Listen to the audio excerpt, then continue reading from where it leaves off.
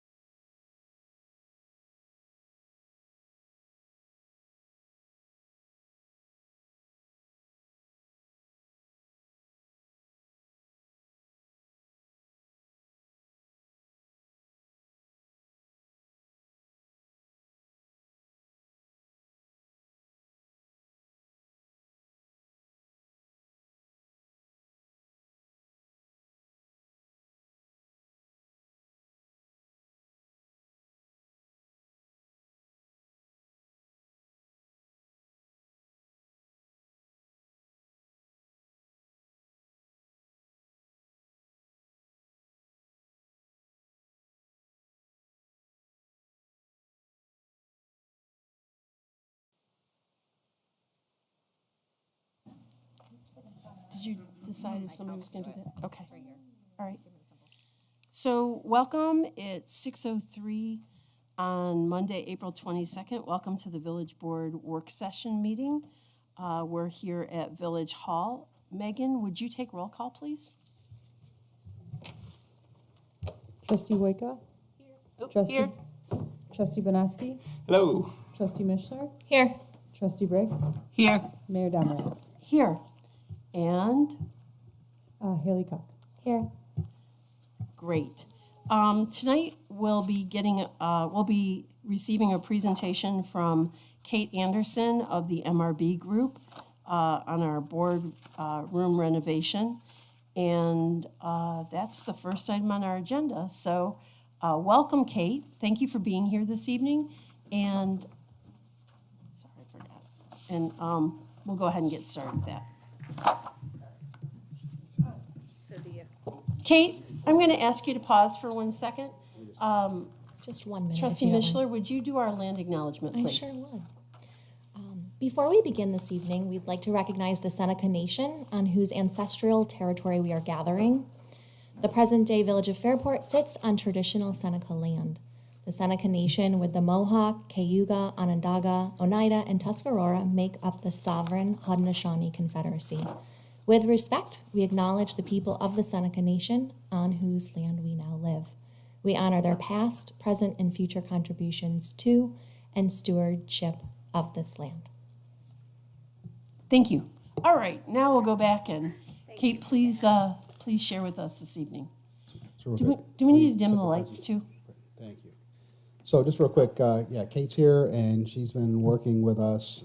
We've been great to have her. She's been fantastic when we kind of charged her, and I don't want to take all her thunder. I told her I messed up these introductions by saying too much, but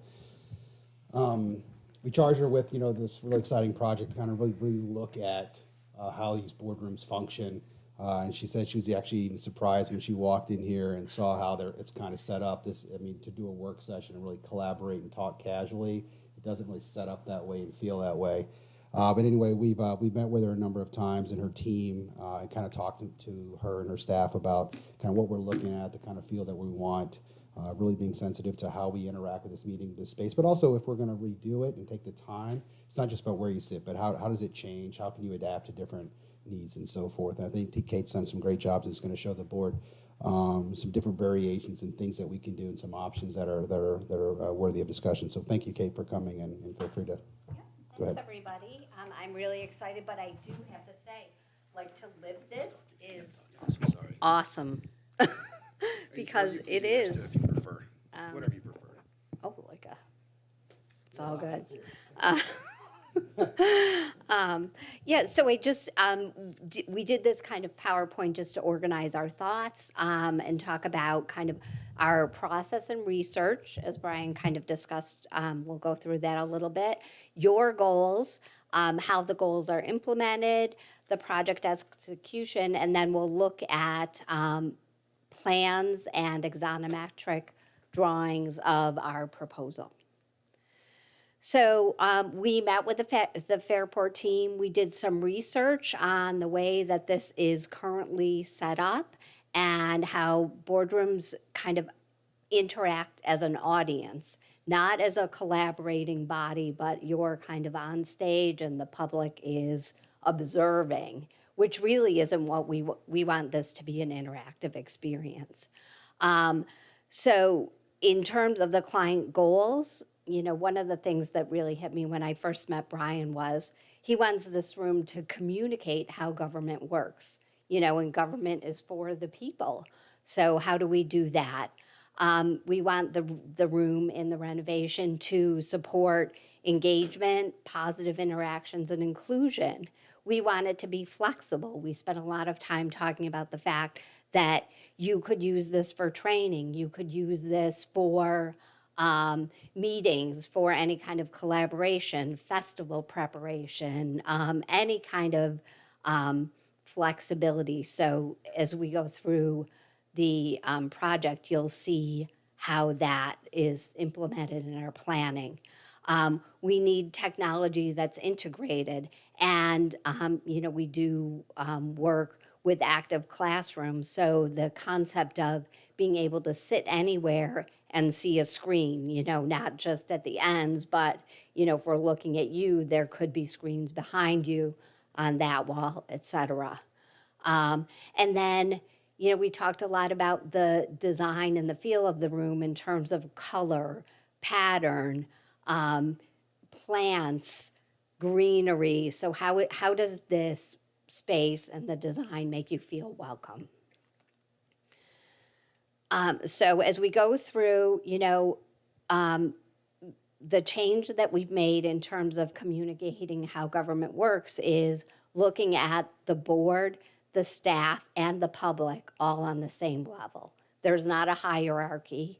In terms of engagement, we're looking at a circular form of design rather than, the front and the back or, opposing, I guess.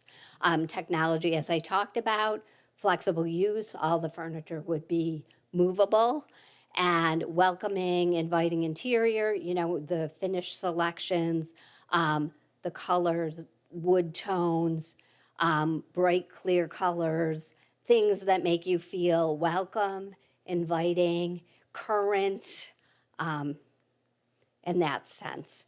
I did kind of want to high level talk about the renovation in terms of, when I met with Brian and his team, this isn't a gut.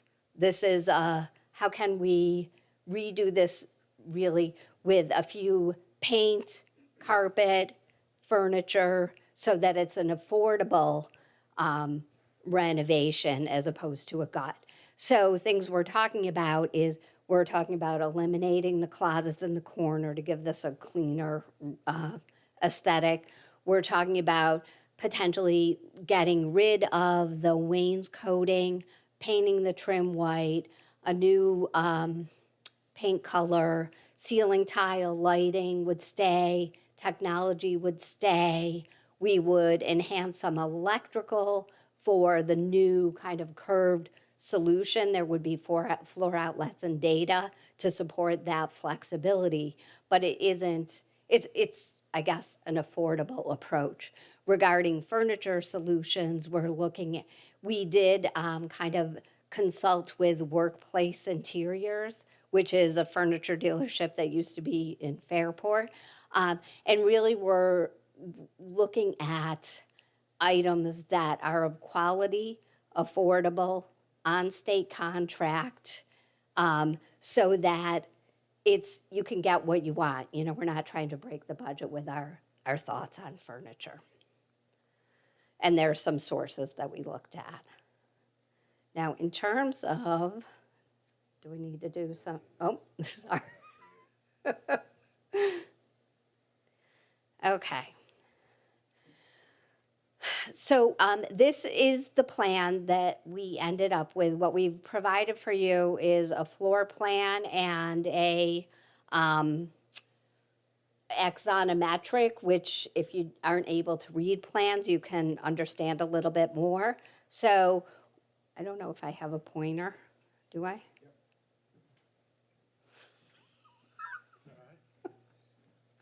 Go team go. See there?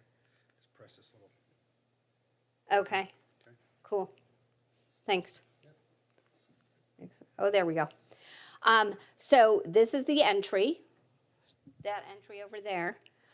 We have the board sitting at a table here. Same level. This is a different plan. Okay, it's all good. We have a similar circular design that would be the staff. What we're talking about here is that the board design would only in terms of maybe a little more definition to the facade of the desk, and the chairs might have a slightly higher back. One of the things that Jill was interested in was a little bit of that hierarchy. How do you say, the board is running the meeting, and how are you representing that, but in an equitable way? So everybody is on the same height. The chairs are, this would be the public potentially. We talked about the opportunity for choice, and that people could come in and potentially, sit in a chair, or if staff isn't at this location, could they come and sit here? We've provided a bench here for if a group of architects or, are presenting, that the podium would be here. And I guess the other thing for me that's especially experiencing this is the presenters surrounded by the community. It isn't like, okay, you're out on your own. Like it's inclusive. So this is similar, so the curved elements will be movable but, can, for the most part, stay in the locations they are. This is a training scenario where we would have training tables set up with a screen to the front.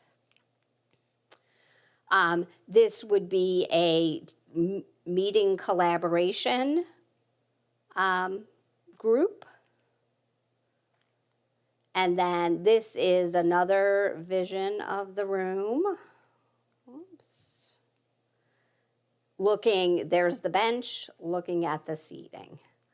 So that's kind of our concept in terms of how this all comes together. Any questions?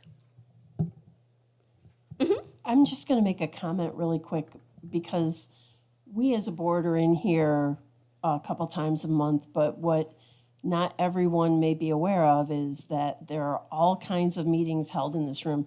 So when you brought up that Jill had said, I'd like to see this, Jill is in here with 4 different boards. The tree board is in here. We have other group meetings that our conference room is too small to handle. Right. So those meetings get held in here. And I just wanted to make everybody aware of that this meeting, the meetings of the village board are not the only meetings that occur in this space. Right. And we're Thank looking you. for ways to make it useful for all the different groups who utilize this space. Yeah. And Jill has been a great kind of team member in this because she's been really thoughtful about, as we've been going through this evolution of design, she kind of goes into her meetings thinking about how would this work, so originally, and I don't think this is the most current presentation. I have a couple if it's not, is it not? I think it's not, but that's okay. Because There's the old one right there. yes, one of our concepts when people have come from the pandemic is, in terms of being comfortable, people like choices. They don't want to say, you have to sit in a chair like this.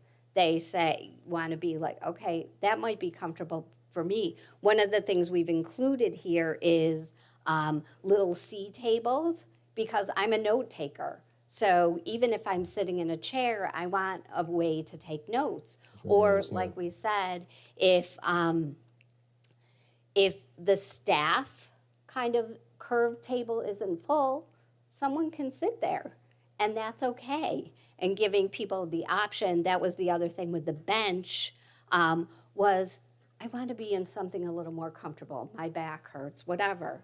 That there are choices that make every different kind of person feel comfortable and the opportunity to choose. Are there any questions down at this end? Tracy or Emily, do you have anything you'd like to ask or share? Yeah, so Or if you'd I like me don't to know go to the other end and come back to you, I can do that too. Okay, go.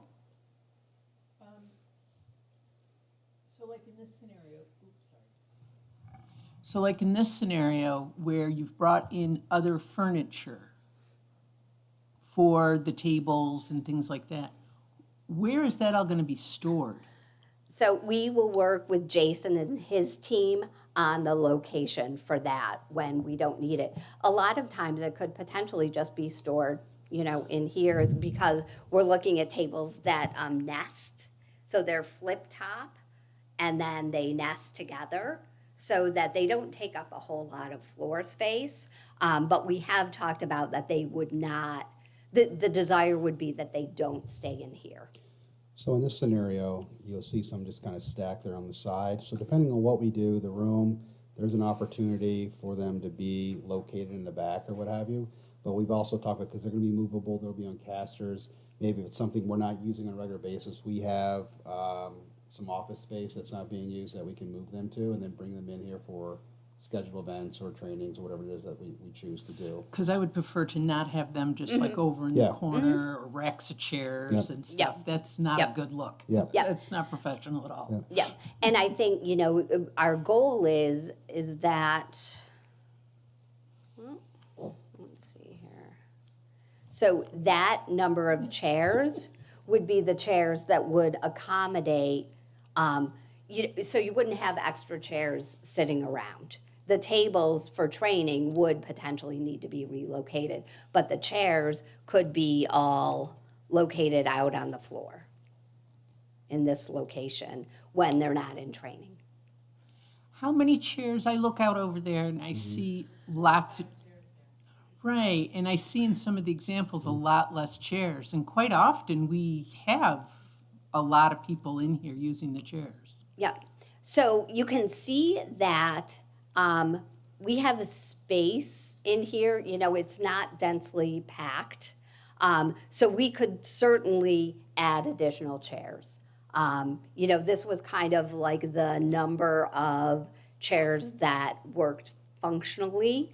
I don't know, like, and I guess the other thing is, like, you know, we had in original plan seating in the back and the front, which added to the chairs. So we may need to assess increased This is something we talked capacity. about in length, and yes, it is less chairs. We have a lot here. The problem is if you want to add this in here, you want to provide actually spacing between them and curve them out. There's no way to do anything with this room and the footprint that we're working with and keeping these types of chairs without having something where it's truly the board facing the crowd and doing this whole environment that we currently have today. It is less, but I would say for most of the meetings, actually, we don't have a really full house, especially for a lot of them.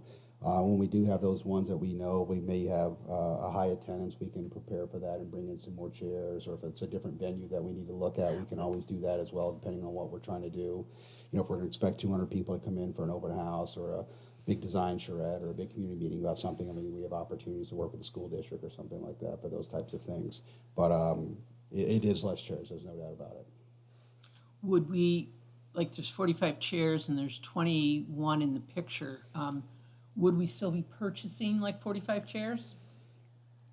Perhaps we could purchase what we want, yes, and have those in reserve. That's what we want to do, sure. Yeah, I mean, I think that that's a really good kind of Yeah. question to consider, you know, is designing for the flexibility versus designing for the maximum and understanding how much that happens. And, you know, we do work with a lot of people who kind of, if it is a big meeting, they consider, does it go somewhere else? Because you are confined by the size of this room, so. What does that mean? I might be feeding it back. I apologize. That was what I was going to suggest. As you consider the flexibility of the space, for most meetings, you don't tend to run up against that count. But if you anticipate a large group with whatever you're doing, having the chairs and the flexibility would be helpful. Otherwise, we'd have to move ourselves to comply with the open meetings law. So if we have the ability to expand the seating, that would be beneficial to provide the flexibility. But it doesn't need to be every meeting. And I was just thinking too that welcoming, you want to have all the chairs kind of matching, because then you're welcoming and you not have the 20 good ones and then the 20 folding ones. You know, that's not Yep, yep. it's not a good feel. Yeah, so I think we are thinking that there are, I mean, I guess all these chairs, and that would be what we would order them all the same. And what we looked at in terms of a chair was a vinyl seat. It has a back with a little bit of a flex, and it has casters so that there's some ability to move on the, there you go. And again, you know, this is really concept about the design of the room and potentially some things that could work. Regarding furniture, you know, certainly the next step is who do you want to work with? Can you bring in some examples, try them out? I know that there was one that was a more expensive chair that had a really nice, like, ease in the back. But, we're trying to kind of balance the good quality, comfortable for a couple hour meeting, medium price point. I truly believe that they'll be more comfortable than those chairs are to sit in for a long period of time. Or the ones that are over at the round table, because I've done it and it's not comfortable. No, I agree, and it is the balance. I mean, when you start getting into nice office furniture, it's like when you start talking about like anything that's associated with fire trucks or fire departments or bachelor parties or weddings, right? Just the price goes up drastically. So I think it's a great idea to have extra chairs and tables, and we'll have all of that. We also wanted to make sure we design it for a place where we all work with I've got 6 different digicals up here of phones and iPads and computers. So every place that we have, the board will have, you will have a place to plug in your USB, plug in your USB-C for your phone to charge at the same time, plug in your computer at the same time to charge at every single station where you're at. And without seeing wires, having all that gang together and connected internally within the furniture that we purchased, and then plugs right into the floor.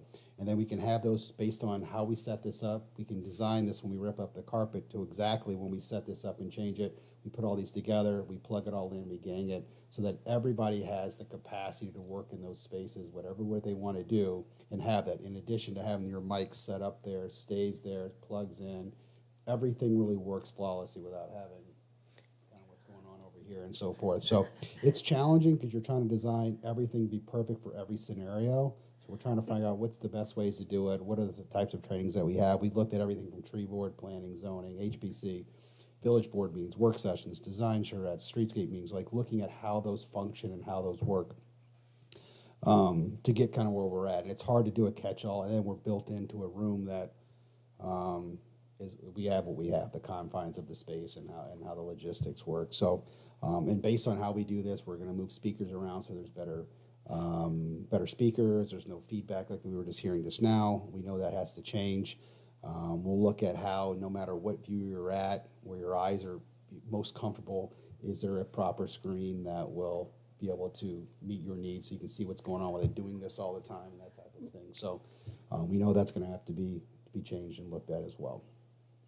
And like Brian said, this is a scenario of a training table that we're looking at where it's called plug and play, where, we could have a floor and data outlet at the end, comes up the leg, goes across, clicks together, goes across.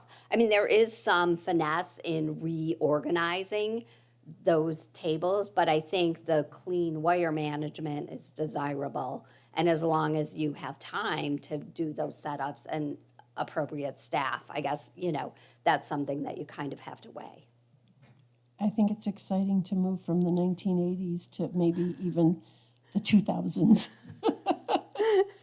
Emma, I think you had a comment or a question. Yeah, I'm curious about the piece of furniture. I think that the idea behind is for staff there. It looks like it has, are the chairs higher? And So then this is where there were a few iterations, and we did end up saying that that really staff, board, people would all be at the same level. Yeah. Originally, we did look at that kind of, in terms of the choice, having a counter with a bench in the front, so that you could provide stool seating and bench seating within that circular kind of configuration. After discussion, we kind of said, if that's where the staff is going to be, that's not good that they're higher than the board. And so I think we kind of let that concept go. Not that we couldn't have a lower bench. We could still do that scenario just with a 30-inch high, this high. But then would there be people sitting on the bench in front of staff? Well, we don't have that proposed for this Okay. current one, but we could always add that later and put something in there if we wanted to do that, or there's a number of staff members that are coming, depending on what we need. But when it's really lower, you're going to run into people people's heads in front of you and those types of things, which Yeah. is going to be challenging. Seems- So we talked about that and how it would work, and would anybody really feel comfortable sitting there like that? Probably not. But we're trying to, like, let's start off being cool like Google, see what they do, right? And then we can always bring it back to government-like, right? So that's kind of where it went. Well, it And it is, was really cool. you So know, we went all over the place with this thing, trying to look at what was going on, and we read the articles. ICMA did a really cool thing that you sent out, but trying to figure out how do you redesign and really look at it. I mean, even our profession is criticizing how this setup is and how it doesn't work today, and they did a really good article about it. So, but we looked at great chairs for you guys that are comfortable, that are that are nice or ergonomic. Like right now, my tailbone hurts sitting in these chairs talking because I'm sitting on the edge of it. Sometimes we sit in these meetings, we're 2, 3, 4 hours in, or you got to listen to me babble for 2.5 hours on a budget presentation. The only thing you're sitting thinking about is, man, this is really uncomfortable in here. And then also, can you just explain again where we're thinking the screens would be located? Yep. Okay. So one of the things we're talking about is keeping these existing locations, but moving the screens up and recessing them in the ceiling a little bit so that you don't have a person's head in the way. So that just helps visibility. We're talking about potentially putting 85-inch screens on this back wall. And then there is we're talking about getting rid of that window, and then there could be a screen on that wall so that you guys don't have to look over here. And I'm not a big fan of screens everywhere, but in terms of this kind of active space where you need the flexibility, you want somebody to be able to sit there and see, not sit there like they're looking this way, they're not looking at you. They can look at you and see the thing. We did propose potentially a movable screen, but ended up saying, not right now. I see the little, I mean, it could be also like a whiteboard. It could be like a whiteboard, like in a school, Okay. like where you're designing something or going through it or talking about proposals. And not all the screens have to be on. So like today, if it's just kind of like something like this, we don't need this place lit up like NASA. We can have the screens off or do whatever we want to do. So there's opportunities. We're trying to look at the best way to do it. And then I don't think we would have this room set up with the windows the way it is and that type of thing. But we're trying to work with what we have. Trustee Briggs has another question. When you say screens, these are like pull-down screens, but sometimes screens are like 80-inch TVs. Yes, So that's what we would think would It'd be. be like an 85-inch television sitting on the walls. Yeah. Yeah. Good question. Pardon me? They have they look like picture frames. Oh, yeah. And I actually got fooled at a friend's house. I was like, that's beautiful art. Very nice. You can do whatever you want. We just put an 85-inch in this room and we use it daily. Like, it's fantastic kinda for what cool, you want to do. Back in the day, you had to do something like this because you needed it bigger and screens were not that big. But now they're like, even the screens like on here, you'll be looking at 4K or 8K by the time we put them in, where they're a little foggy from a distance and those types of things. So, but you get something that's 150 inches, which is unachievable right now with a television. So I'm trying to find some balance of what we can do. So we're keeping these and adding the others. Yep, yep. And the other thing in terms of, greenery that we found really appealing was there's moss artwork that it looks like pictures. So you could, right now you guys are on the canal, so is the design of the moss. And, we can decide with the screens where it could be, but, it's very easily maintained, so it isn't actually plants, but it's greenery that just has a really nice aesthetic to it.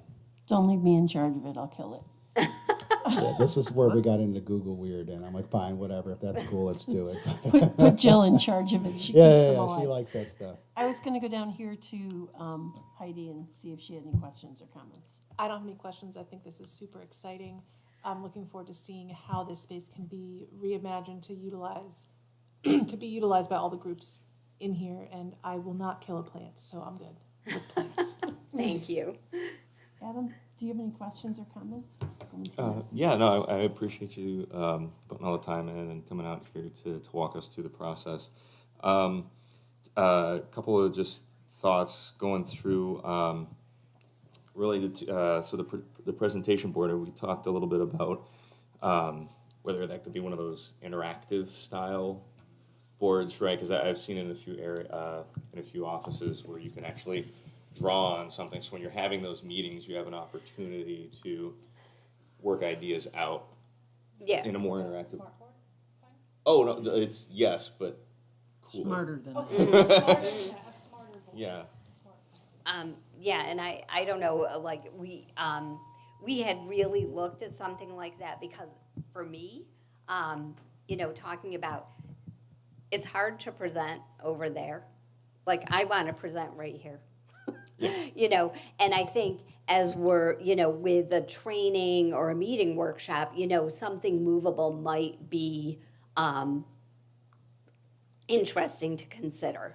You know, we had it in originally and kind of took it out, but we can continue to discuss what need would that be? They also have like technology. I mean, you can go, the sky's the limit, but I was looking at where they have, so to your point about, say there's something you just want to show up there, but how do you do that and have everyone kind of active on the same screen and connected, which is challenging. But they have some things where you can gang and you have computers that can have access and you can give that, but they also have things where you can have a nice big kind of iPad.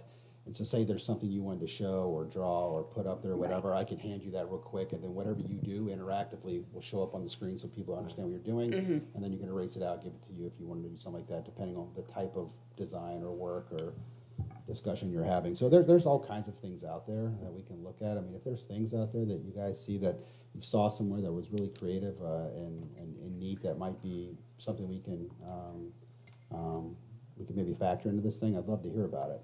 Because the sky's the limit with these types of things, but we must have went through 1,000 pictures looking at boardrooms, how things work, how they don't work, articles, pictures. I mean, people are doing this all over the place. I'll be honest with you, we are cutting edge from a government perspective, and even thinking about something like this is what you should do it.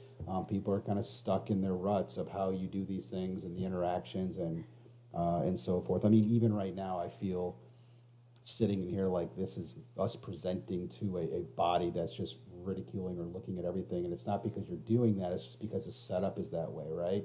Where it should be, hey, we're just talking about something creatively and trying to find some fun things to talk about and institute and do. This should be a fun project for you guys and something we should be really proud of. So when you walk in here, this is an awesome space for you guys to do your work in, to feel good, to interact, connect with the citizenry and so forth. And right now, I just don't feel like it does that. No, we're just short of the white wigs. Yeah, right. I mean, that's how it feels. What did you say? The white wigs. White wigs. White wigs and a scowl. And it's not That's- perfect, but I just think there's room for improvement. But you know, we start looking at this stuff. We can spend $100,000 on this thing like it's that. So we got to be really careful about what we do, how we do it, because by the time that what you don't see, and it's like kind of the infrastructure stuff that's not so sexy. It's the stuff that's going to be underneath the carpet, the massive amount of conduits and electric and fiber and networking materials and everything that's going to be laid in here. And work through in the floor joists before you put new carpet in and so forth. I mean, and really thinking about that. So there's going to be a lot of that. It's going to be challenging. And then how we all operate this and then change all the sound around. And I'd like to even have some interactive mic systems that are easily connected up to each of the tables, so you're not sitting there doing this all day long and grass is over here. And, you know, to the point that we can, within reason. So it just functions the way you want. So I guess really just kind of two other things then out of here. I love the idea of creating this communal space with the circle, right? Being able to look in and talk at it. Well, I think we might want to just refine it a little bit, because I like the idea of the presentation board. I'm just a little concerned about like what the how did I write it down? The view. So basically, if I'm sitting, actually, if you actually don't mind going back to what we did have up there just a minute ago. Yeah. Okay. Sorry. So we have. I'm sitting here, being able to see what's going on here. Right. There's a changed view. This is the point, it's older. Yeah, but that's okay. We can all, you know, because that, you know, we looked at where the individual seating is and ended up saying that it was really when you come in, Where the these are public the should be, individual seats, so that somebody can come in and sit down. And the point being with the additional monitors is that, you know, no matter where you're sitting, when you're sitting there, you can view there. When you're sitting here, you can view here this way, Okay. and then those two. So we've kind of got all, you know, you might have to turn your head a little bit, but it really is where you look, there is the information. And I'll get the updated drawings. Sorry if I don't have the latest ones, and I'll forward it to the board just so you can kind of see the last kind of. And I'm glad you brought up some of the ideas of some of the character too, like getting some of the moss walls. I will tell you, we're relocating our offices. There's a moss wall coming up in our office. But I'm glad to see that, because one of the notes actually I did kind of put here was like, I don't know, character. Like, because Yeah. it's like, this is nice and use that, but before hearing that some of that discussion was happening, I was like, I mean, it's nice to have a new paint job, but this could feel a little sterile, right? So I'm glad to hear that we're talking about that, because I think that plays to, like you said, that welcoming feel, this community feel. If you walk in and it just is like, you are here temporarily and then you are gone. Right, right. So I think, is this the most current one? Like, we have. Close, yeah. So, you know, what we've done in the aesthetic sense is, you know, brought color into the furniture, warmth. We still have warmth in the wood, variety in the finishes. We have some kind of decorative back fabric that has some activity. So I think in this one, we hadn't quite finalized those. Yeah. And in the final one, we have a little bit more of that. But we can do, I mean, we have an open canvas that we want. So if there's some paintings or certain artwork you want for the walls, if you want plants or different types of things or shelving, all that we can do simple. Right? We just didn't get into all of that, really looking at the functionality right now. But any of those things that you guys have in mind or you'd like to propose or consider to look at, we can do that. We didn't really get into all that kind of the extras and stuff right now, but definitely we would want to have something in here and keep it nice and clean and make it look like it's a little more warm than just, to your point, it looks like a meeting space, right? I get it. Right, exactly. Where you get have it. your standard It's a meeting like, space. rubber-based molding, your Like carpet, I'm your walls. coming in thank here you and I'm very going to much. do work. That's what it looks like. I get Yeah. it. Yep. Okay. Thanks. I'm going to go over here to our student advisor and ask for Haley's opinion of what's going on, or if you have any questions. I did have a question. I will say first, this is all very exciting. I think the new plans for the boardroom look great. I want to know, when will the development for this project start? That's a good question. We agree to move forward. I don't know. We'd like to start procuring some of this in the next month or two before the budget gets over with, and we can. It's going to take some time to kind of work through the stuff that the infrastructure to get this in here and so forth. And we want to make sure that we have everything planned and purchased and ready to go, because it's not a room that we want to have out of service for 2 months. So it needs to be something where we get in, it's all hands on deck. The design's done. We know exactly what we're going to do. There's no 30-week back order on the tables, even though we finished the room 2 months ago, that type of thing. All things that we've looked at, and things that Kate talked about, having things on state contract that's available is really, really important. But it shouldn't be something that once we get in here and we got this thing, we're done in a week's time. Like, we want to get in and get out and get it done, and really figure it out. Just because it looks good on design, things don't always work that way in real life. We get in here, we have some meetings, hey, this isn't really working. I find my head turning too much. This isn't really how we want to set it up. We can always move things around, and I'm sure we will. I'm sure we'll learn from the space and how other people use it and get the feedback. And as long as we can adapt to some of those things, we should be fine. And we'll make sure that we make the flexibility and electric in this room in a way that when we do find those better avenues of working in here, we can adapt to it. But I don't expect it being a really long project once we get going. No, I would agree. I think part of the, goal was to make this something that, there's in-house team. If they have some availability, they can do painting, availability of carpet. We're not picking anything that's a crazy lead time. Furniture, we have to coordinate on that. There are, if any of you who are in the business know that there are long lead times for some things, and we just need to make choices based on that. You know, we've really looked at bases of design things that are available and, you know, comfortable, like we said, cost efficient, but not super unique so that you're, you know, 10, 12, 16 weeks out. kind Kate, of was thing. this a board chair or staff chair? I know we had two of them. Some very nice That was ones. the board chair. So some of again, these too. like we talked, what was important to me after hearing Jill was a little bit of hierarchy. So, you know, there is a mid-back chair with a netting back, upholstered seat, adjustable height, that would be what the board sits in. And then the board circular desk. Lots of adjustment in height. We made sure. of Lots that. of We adjustable started doing height. measurements Right, and stuff. well, So we shouldn't have to worry about, you know, extra We're pads tired on of the sitting chairs with and our stuff. chins Right. at the Yeah, top yeah, of Right. Correct. You know, and the board work surface would have a full front, where the staff surface might only have a modesty panel. So that there is a little bit, you know, all the same height, all the same curve, but there's a little bit of differentiation, which it seems appropriate to me. It was something like you see on the screen there. Yep, exactly. Just a, Okay, and I think, oh wait, before I come back to Emily, Haley, do you have anything else that you'd like to add it right now? I don't think so. I think this is very exciting. And I will definitely come back and visit to see the We'll invite final you for the, product. we'll invite you for the unveiling. Absolutely. Let you come cut a ribbon. John, John, you're in the middle of moving spaces right now with your brand new huge team. What the heck are you doing? Are you doing moss walls too? You got to get in the game. No, we do not do that. We just finished the move, but no, we don't have anything like that in our space. But very interesting. It's looking great. Did you do anything that we're doing?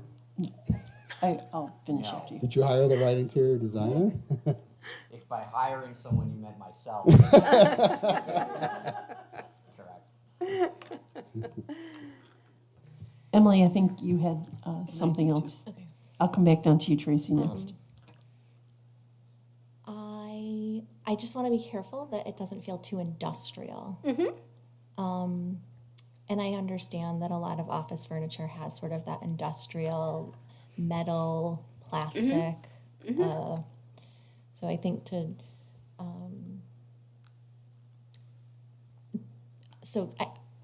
I guess careful selection of the particular furniture.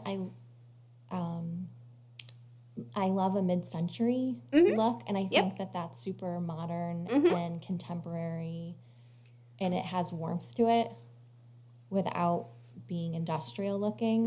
It has, it probably has a higher price point too. So I would imagine it does, but I don't know if there's some middle of the road. Definitely look at that. I love it. Yeah, okay. It's Mid-century, not you about said? me, so, but I am a teacher. I've set up many, many classrooms. So first days of school or something that I've done for 24 years. So this is something that I've done. Was there any thought around putting, so maybe having the board's arced table and then the staff's arced table, but like in those like corners or in those 4 different spaces, grouping the public so that it's sort of like, to me, this still feels like the public. I mean, even though we're in a circle, it still feels to me a little bit like public. We're just like in thirds. Yep. So if there was a way to sort of intermix the public in the circle so it really felt a little bit more equal, is I think the equality piece is what we're going for. Yeah, yep. I would maybe entertain that idea. What I don't like about this is that there's like this third row in the back for the public. Like it just seems so far away, and there's more chairs actually back there, and I get because of the radius of the circle, it probably doesn't fit the other way, but I'm wondering if it would fit if smaller groups of chairs. No, I think, we did originally look at 4 groups. Yeah, And it might feel. It didn't seem quite as inclusive, but I I don't like know. I just your thought comment. my brain is going there. No, we can. Was there any thought also of just sort of putting a round table in the center to almost visually help it keep its round shape, almost like some sort of like. What if that's part of the carpet? Oh. I was Oh, looking, like a so pattern. I was looking at that and I was trying to I decide like if that that. was deluxe vinyl or if you had mentioned carpeting. So one of the aspects that doesn't show is what you're doing on your floor. And if you're looking to try and mirror a circle in the middle of the room to give it a boundary, just like you would in a living room or a dining room with an area rug, you might have delineation in the carpet that forms a circle in the middle. Could be our Fairport. Well, we also don't want this carpet to cost too much. But it's a nice idea. It's a work session. We're working things out. Right. But when you said splurged that, on I'm like, a something and you table save on something else. wouldn't quite do it because it's putting something between you and Right. the rest of the people in the room. But if you took that circle, which is a great idea, and put it on the floor, it forms Yeah. that With some type of space. logo or a electric, something cool, that might be neat, that little piece of art that's on the floor, it's neat. But I want it to feel really warm and rich. And I know this is a computerized, and it's hard to get any sort of sense of that with this. So I just really want to make sure that I express that. I don't have a background in design, but I really like it. Well, and this is really hard to do when, you guys just did new carpet, so, we're trying to kind of, coordinate with that, so it has the look of the wood. come on over. Come on over. We're looking at, the desk would have the warmth of wood, we're looking at. Tracy, come on fabrics. over. I mentioned to you, like, we have, Ooh, I like some this. organic fabric that then has the color, and then, we have the vinyl seats and backs that have the color. So I totally agree with you that it's hard to represent kind of the richness of, and I think when we had the tier and the bench, that brought a nice design aesthetic to that. The little tray tables, I'm just being honest, I'm sorry. They look messy to me. They look like stuff, okay, they just look like there's stuff like all around. Just come right around over here. These are options. Come right around over here. Okay, Absolutely, this is So it's fun to look. What would this be used for? So where we're looking at the benches, it would be the fabric back. So seats, we're looking at all vinyl, not your seats necessarily, but public seats, so that, easily cleanable, et cetera, which I think is important. Would we be able to choose just one color? Or Yeah. would you like a multiple, like, We would you can- like Yeah. a variety of colors? And I think, the chair, frame, I love your idea of, I don't know what's that word. The idea of, like, something that's still kind of in this level of short term, but with a little bit more of a mid-century modern aesthetic. I think we could find that. I totally understand what you're saying about these are a little too commercial. So I definitely think we could find something. Yeah. Yep. Yep. Yes, I was like, that looks like a Uh-huh. shower chair. No, I appreciate that input. you know, I think we're balancing kind of the, It looked like a shower. this, I've seen a lot of them in my young years. this is the carpet that's out in the corridor. What would this be used for? When we were looking at the kind of counter at where there's stools and benches, that was kind of a solid surface. We would see what the top is for these, whether it's a wood look or. Is the red, that's a bench, not a counter? The red, Yes, that's a bench.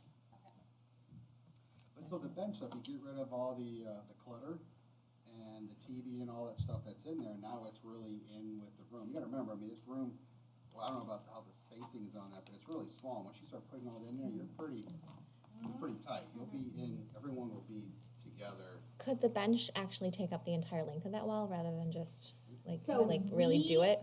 Have If we're gonna do the bench. the space for if you're doing a meeting with lunch, that there's a place for lunch to be put out. We certainly can go, you know, All kinds of stuff. Almost. You're gonna need some of that. Where do you put your stuff at? Where's you're giving away tchotchkes, or you have pamphlets, or papers, or whatever. But it can go further. Again, it's just, these are concepts. But just some different type of seating, a little different. I almost think it would be better to just have the same table for the board as the table for the staff. Like, I just feel like identical. just make it Which is fine. uniform. I don't think there needs to be, if we're going equal, I think it was that way in another rendition. I just feel like it's simple, it's clean. Yeah, it doesn't need There's the not so many delineation. different pieces. And it's gonna be really nice to be able to see our friends at the ends, because I have to. We won't have to. Yeah, It says good curves, so. the there's curves, no right, more of the good this. curves. How wide are the chairs? Because these seem wide, and you have a lot of different Yeah. sets of people Yeah. that come. So they're a similar width. Okay, because they look thin, they don't look so big. No, but absolutely. And that was the other thing about the bench that we thought was nice was that, Gives you know. more seating option. Right. Right, get a little more space. Okay, back to your seat. Okay, okay. Oh, Tracy has more. Tracy does Tracy has more. Tracy does have some more questions. Yes, yep.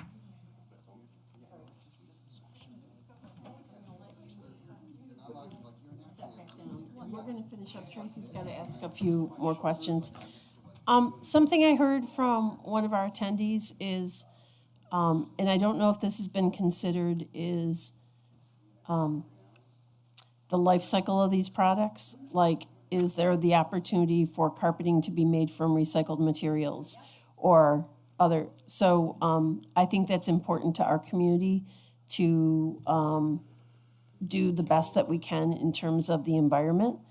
So she's taking notes on it. I asked her to look into recycled carpeting or materials for these chairs that are maybe second market, whatever we can find. I know that becomes much more expensive, but if we at least do the due diligence of looking into it to find out what's there and what's available.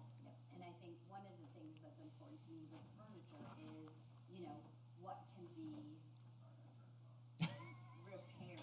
You know, Sure. like, you know, Yeah, we don't want okay, the something that frame has is to get good, put in the but- right. dumpster. You know, okay, the cushion, you might need a new cushion, so is that cushion recyclable, and can you buy a new cushion? And I think that, you know, lots of furniture and carpet, flooring, all of them are really have sustainability options. Okay. So that makes perfect sense. I want to make sure that Trustee Briggs knows that I know that she still had some more questions, so let's go back down here. What I love about the plan is all the concepts behind it, being interactive, being welcoming, being inviting, having current technology, having flexible space for all the meetings.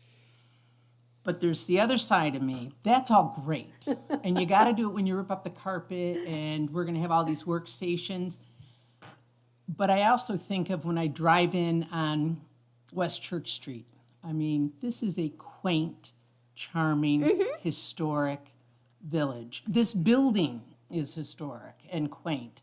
And it's like, when I look at these pictures and then I look around the room, I mean, we have 6-inch oak molding that's sculpted. We have 12-inch moldings. Right.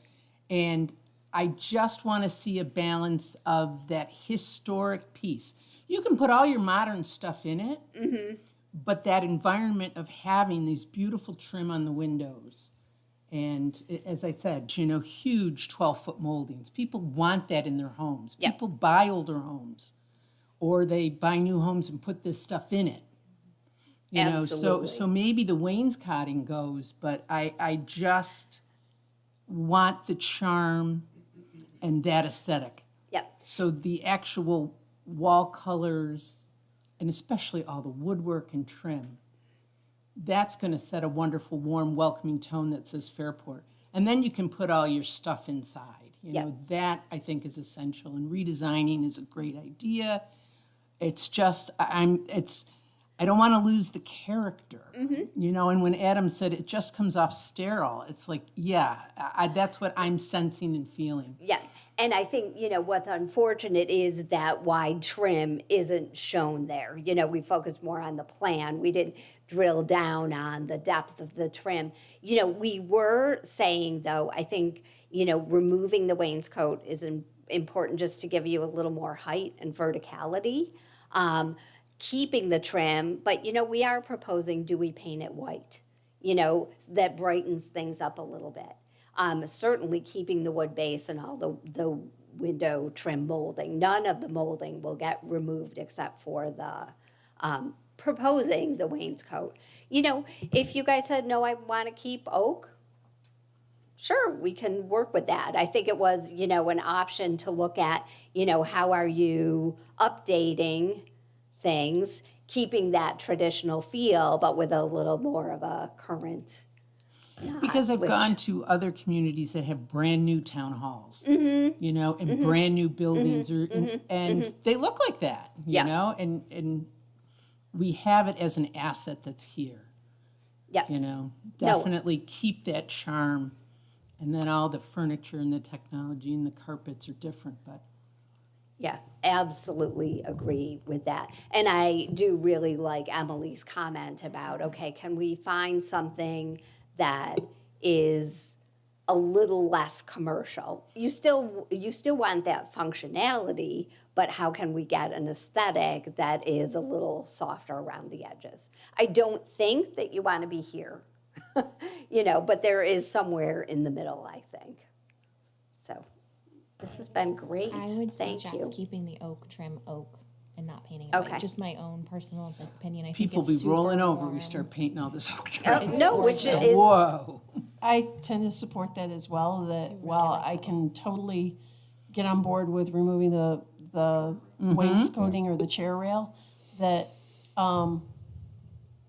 when we talk about even mid-mod aesthetic, Yeah. there's the bringing in the different textures and natural aspects, even though you have hardscape aspects from the chairs and the desktops, that if we can keep the warmth of that, certainly the wall color could be a bit lighter. Yeah. Perkier. But even, coming in tonight, even walking up the stairs with the sun coming in that hallway, that the trim out there is still natural, but it was so bright tonight that I just was like, did this just get painted? Or, it's just a different, it's got a level of brightness of reflection on the walls that you don't get with the color that's on the wall in here right now. I mean, I think that makes sense. One of the things we'll have to think about in the challenge, I guess, now that we're kind of putting in front of Brian and our design professionals, is are we going to keep that exact same stain and color, and then are we going to work to match the furniture to that, or are we going to ask the furniture to be not wood and a neutral painted color? Or do you take that strip and refinish the wood? I'm not saying I disagree. I'm just saying How about that's if we that's put another those challenge questions for- out there and let them come back with some ideas? Yeah. I know personally, I do not mind mixing wood tones as long as they're far enough apart. Like, I mean, I think Yeah, that's that makes sense, one like option, contrast. right, Right. I also think, as you said, or the desks become, a different type of surface on the front and the top because we have the authentic wood trim in the background. So we had been proposing that the desks would have that wood because we were painting the trim. Well, now I think it's just, we can create some options for review. Question about what will happen to this old furniture that we are getting rid of. How will we? You will, Let- dec- let's- you'll declare it surplus and we'll get rid of it and sell it. Okay, so reuse for somebody else. Hopefully, Deal with it. let's, you put that question out there to Brian, and. Thank you, Brian. I think we need to kind of come to the end of this Yes. discussion, but it's a really good, no, it's a really good point, and, I support it. Earth Day. It is It Earth is Day, Earth and I Day. do support it. I don't know that we have all the details of everything at this point in time. This was meant to introduce everybody to the concept and Great concept. get some ideas going and share those in the universe. And I think we've done a good job of sharing, while we're excited about it, I think we've done a good job of sharing some ideas with you to take back and go, well, somebody said this and Yep. somebody said this, and where can we meet in the middle with some of these things? Well, I did have one more thought. One more. I was just wondering about the live camera that we use to film these. Will that stay in the same place? Will it be upgraded? That's a technology thing that we'll be working on when we get. It's not necessarily part of this discussion. Right, I think, Brian, like Brian said, we're going to have to, once we agree upon kind of a layout, there are going to be tweaks to, where technology is and, camera locations and that kind of thing. It's a good question, but I think it's the next step. And it's very detail oriented. It's a great question to consider. Can we call this complete? I'm good. We're not painting the trim and it stays. Yep, thank you very much. Thank you. We Are you appreciate your complete? patience with us. I didn't mean to cut you off, but I think it's the next step in this process. It's not.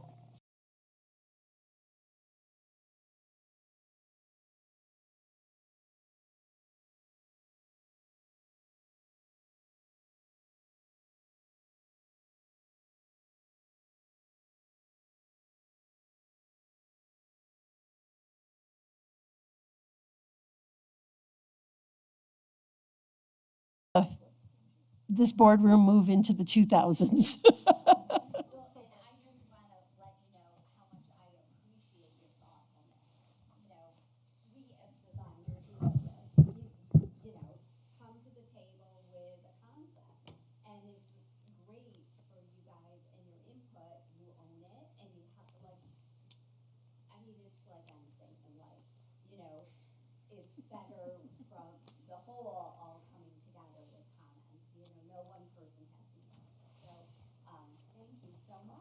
Thank you. Have a great night. Thank you. Thank you, Kate. Okay, so that was item number 1. That was the boardroom renovation review. We're going to move on to the Parse Barnum survey review. And Brian, can you lead that discussion? Are you missing yours? I'll give you mine. Okay. So for anybody not remembering what this is about, in our proposed budget, we have some money set aside for the parcel that's at the corner of Parse and Barnum on the north side of the village, which is an empty lot today that's owned by the village. And we talked a few months ago about some plans and some ideas and got feedback from the board. And then there was a survey created that went out that the community had an opportunity to give some feedback to. And that's what we're going to be covering in just a moment when Village Manager White gets back in the room. Here he comes. Okay. The floor is yours.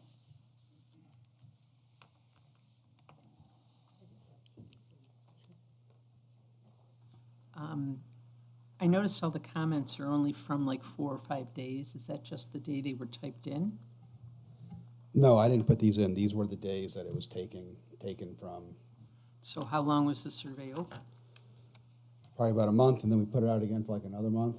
But like most surveys, the moment you put them out, you get your initial reaction, and a lot of stuff just kind of trickles in barely at the end, but you don't get a whole lot.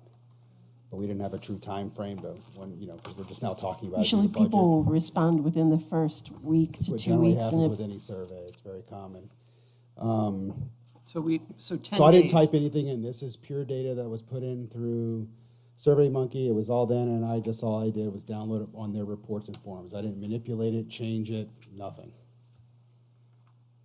Okay. Yeah. Yep. So again, we just was something that we should have just want to talk with the board about. We had some survey results, and we had some good participation and some good commentary. The comments for all the questions were, you got a little bit of everything. You got it all over the place, and from one end of the spectrum to the next. Just looking at, the Parsbottom Park and what they thought, some of the amenities that they liked, and some of the things that we should really take a look at. Looking at uses and furniture and all those types of things. The first question we had is, do you live in the village? And it's nice to get some responses all over, but 78% of the 228 responses, 78% of them said that they had lived in the village when they responded. And you kind of got some time frames. The people that are in there, you've got folks that have lived around for a long time, but when we talk about communities and designing communities and kind of looking at, what makes up Fairport, it's easy to look at where it is today and what's been going on historically, but you're always designing for the next generation, and we're trying to find that balance between what folks today want to see versus what's been established here for a long time too. So, and it's all over the board. We have a lot of folks that are here in the neighborhood for just a short amount of time, 1 to 5 years, and you have some folks that have been here for 30 years plus, and that was cool to see that there's a lot of generational support that responded to this, but also people that are new to the village and looking at it from a perspective, hey, I'm brand new, I don't have that historical, history, versus somebody that's looking at it something different and lived here for a long time. So I think it was some good responses, some good data that came out of that.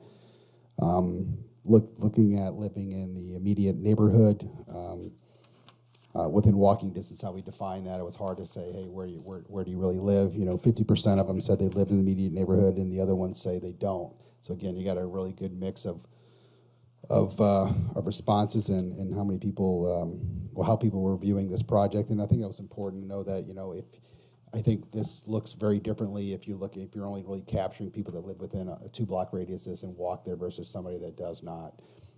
So we got a really good balance here almost equal to the people that live in walking distance or not, because I think it's important to know how they're going to use the space or not. And again, this is all stuff that the board can chew on at a later date and really take a look at, but it's just something to give you some perspective as you're making your decisions about how you want to move forward with the park. The next question was, what features would you like to see in the Pocket Park? And some of the things that we listed were, based on the design proposals that the board had reviewed, was benches and chairs, picnic tables, open space. So the ones that were most really in order from greatest to least was benches and chairs. They liked native plantings, and number 3, open green space. And if you look back at the survey comments in here that go throughout the entire thing, people were really looking for a tranquil place. They weren't looking for high activity. They weren't looking for playgrounds and stuff that's going to bring a lot of attention. They were looking for native plants, green space, and a place just to relax and be somewhat quiet. And that was fed throughout the entire thing. If you look at all the comments for all the questions, it was a very similar tone, right? But there was some of everything. It wasn't something that was just one way and not the other. I mean, there was comments in here about dog parks and those types of things, which would probably be, I think, the smallest dog park in the world if we did one. But nevertheless, you could do it, right? So that was something that was in here for that. And then fourth was like walking paths. So again, it goes with the thing. Then rain gardens, public art was last, and it wasn't mentioned a lot throughout the project. But I still think it's, if we're going to go through with something like this, at least have the basis of the support. So should you ever want to add something like that on in the future, you can always do that, and there's a place for it, right? It doesn't mean you have to go out and design and put in stuff now, but you could always do something like that nature, something that later if you wanted to do it. And then lastly, picnic tables and stuff. So I thought that was some good information that came out of that. The question 4 we had was, how often do you think that you would visit the pocket park? And essentially, we had about 50% that would rarely or never do it. And again, that could probably come out to where do you live in walking distance or do you not? It might share that kind of similar tone based on the previous comments, which was a 50-50 split on walking distance or not. But we also had, let's see, daily, weekly, and monthly. We had about 50% as well. So at least people were visiting it, and then the other ones say, hey, I may or may not do that. But again, it's you're designing a space that offers what it offers. It doesn't mean it has to offer something for everybody. A lot of people go to park, they go for activities or want to play ball or play catch or do something like that.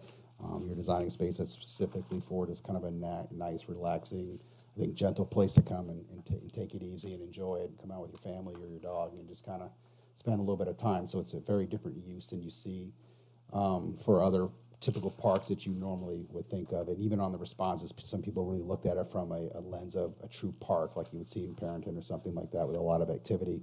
This is designed, I think, intentionally to be a little bit different than some of those spaces. But that was about a 50-50 split there. What activities would you like to do in the park? We talked, just brought some things, reading, yoga, picnicking, social gatherings, those types of things. And again, 50% of your responses were just reading. Again, it goes back to that tranquil type of passive park that we were looking for, and yoga and picnicking. So and social gatherings was 54%. Outdoor events were a lot smaller, exercise. So again, it keeps going back to those things. The same things. Relax is a big one that came up in the comments. Meditation. What would you do? Nothing. That was another comment that was in here. Oh, yeah. That's passive enjoyment. It's my kind of park, I'll be honest, if I'm going to do it. I don't want to go, I've been spending the last 10 years going to parks at, 1,000 screaming kids and going nuts, and it's fun for the first 5 minutes, at least for my kids, and I'm like, oh my God, I can't. I'm ready, I'm done, I've been here an hour and a half. It's pretty good, so it is something different. The next question we had was, do you believe there is a need for additional park space in this neighborhood? Looks like we had about 59% agree with the park, 41% really didn't care or didn't have a strong feeling one way or the other. So again, you kind of meet the middle of the road, and it's a tough thing because a lot of the comments were, do we really need it? Do we really want it? Save the money, but it's one of those things where you're trying to take a space that you have. Is it ideal if you design it tomorrow? No. You're using existing space, existing property that is village-owned, and you're trying to do something that's been vacant outside of mowing it for a long time. Is there an opportunity to do something greater that's there? Bless you. Bless you. And provide some amenities or an environment that people might really like to enjoy. Again, green space, lawn area, tranquility, quiet and relax were the main themes in that question. Question 8 was, what aspects of the proposed design do you feel we should improve upon? Everybody talked about, plants and natives. I think that could be better answered if it's established and used for a while and so forth. These comments, I believe, went a little all over the place, what you can do or not do. A lot of people really liked it. Looks great. A lot of people had said nothing to say. But again, people put in their parks, people put in their playground equipment, active type uses. Those aren't things that I think we're really considering for that space. And just due to the utility factor associated with that, not be able to go into the ground at all for really anything based on what's going on. So it really limits your options on what you can do. So trying to design within the confines of what your infrastructure will permit you to do. Number 9, would you be willing to volunteer your time for organized events, including installing plantings or participation in routine maintenance? It's not a really surprise there, but about 40% said no. Another 40% said maybe, and 19% said yes. I think it's more product of the environment we live into, and that's just the way things are. The desire to volunteer, participate, or do work or sweat is sometimes null and void. But if we move forward with a project like this, we're hoping to have something that, people talk about maintenance and making sure it keeps up. Anytime you do any type of greenery or landscaping type things, you got to design it in a way that everything requires maintenance, but, something that you're kind of controlling that and having an expectation of what you can or cannot contribute to the space at all times. So I think if we move forward, we plan and design this thing around that. And I think the designs that was shown to you by Sue Steele and her team kind of really show that boundary landscaped area that can go a lot of different ways. But, once you're in it and it gets established, I think you're in good shape. There's some green space with lawns and then some small plantings at the corner of the street at Parson Barnum. There's buffer plantings and no fence, right? There's no fence proposed right now.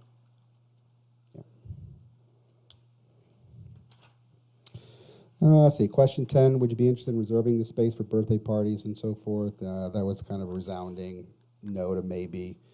And I don't know if we would even charge for it, just basically saying if you wanted to reserve the space, you can do it.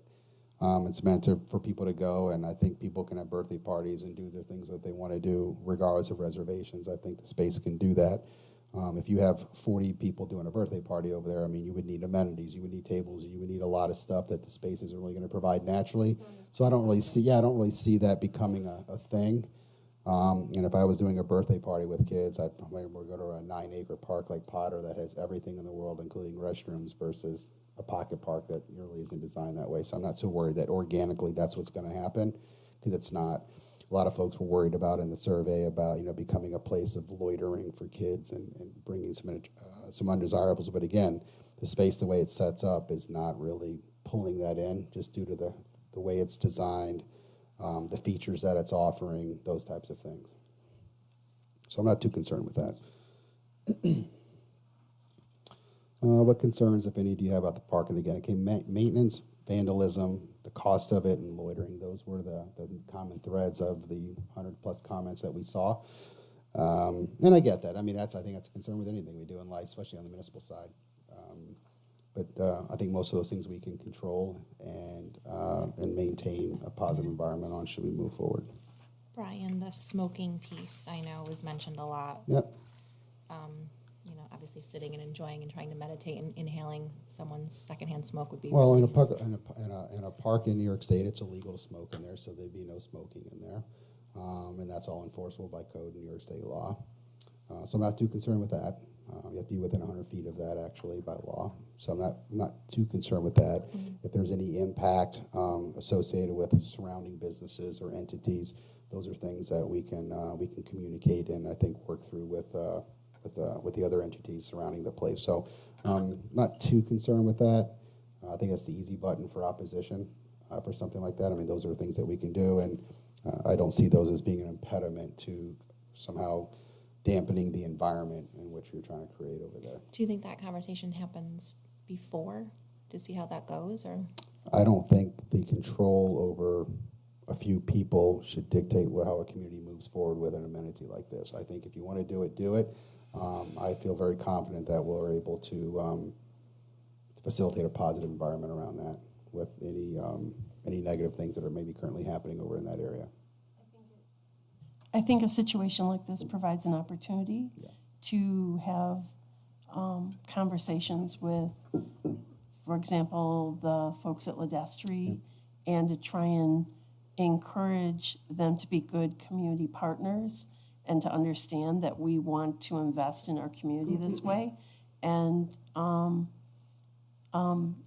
look for ways that we can partner together with them to support this. and support the community. I already know that Lindestri feels the same way you do, Trustee Mishra, because they're telling their employees to leave the premises for a nice environment to go do that. So why would we want that pushed into our area, right?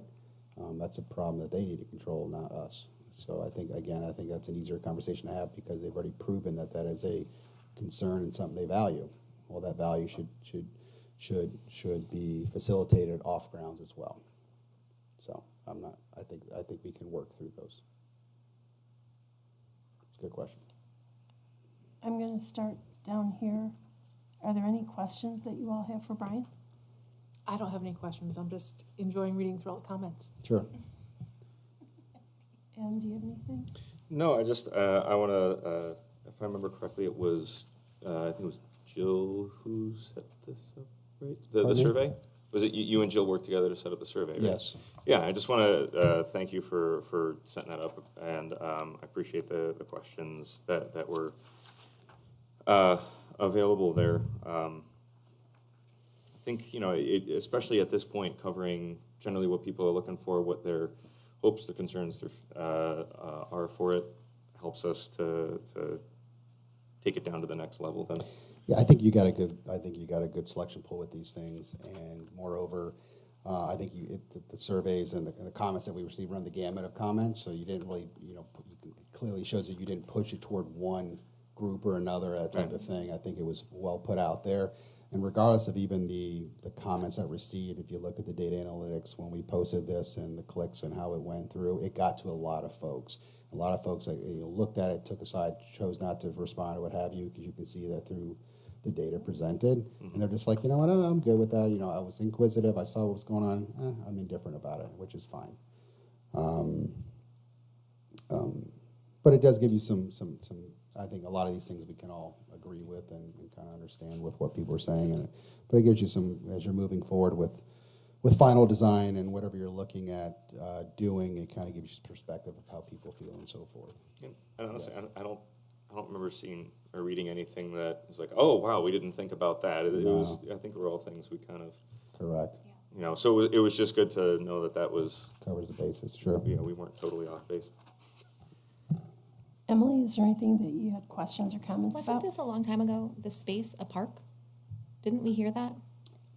Yes, I think Sue Or it unveiled was that in originally the a park. in some of the comments she made with her presentation. At one point, I think it was in the 60s or something, it was a park for a short amount of time. Okay. It's been a lot of things. I think we saw in those historical pictures it was a parking lot at one time, which was what we thought we could do. We were looking at a parking lot initially to do that, and with some small impacts just to help facilitate some of the economic development and growth within the old cannery structure. I think, but yeah, it was that, a park. There was a business there at one time. There's a number of things. I think even a garden at one time, I think maybe, or something like that. It's been around for a while. But, it's a parcel. It's not real big. It doesn't have any development opportunities. So you either do something like I think the board is looking at or discussing doing, or you kind of keep it as what it is, and it's just really a large side yard for the neighbor. That's what it comes down to, right?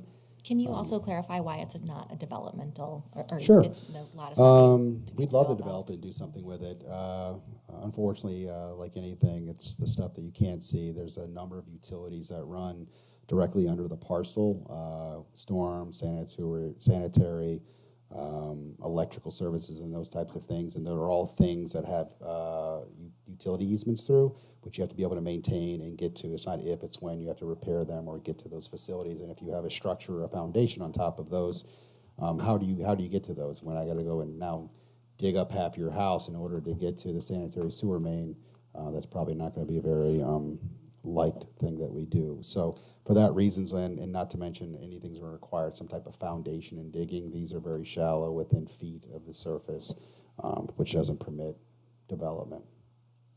So you look at things you can do on the topical area of the parcel, or you leave it the way it is.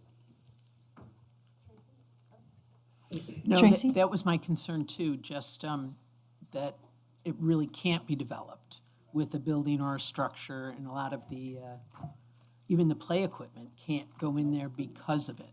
And just reminding people that that's one of the reasons why it's not sold and we can't put a building on it.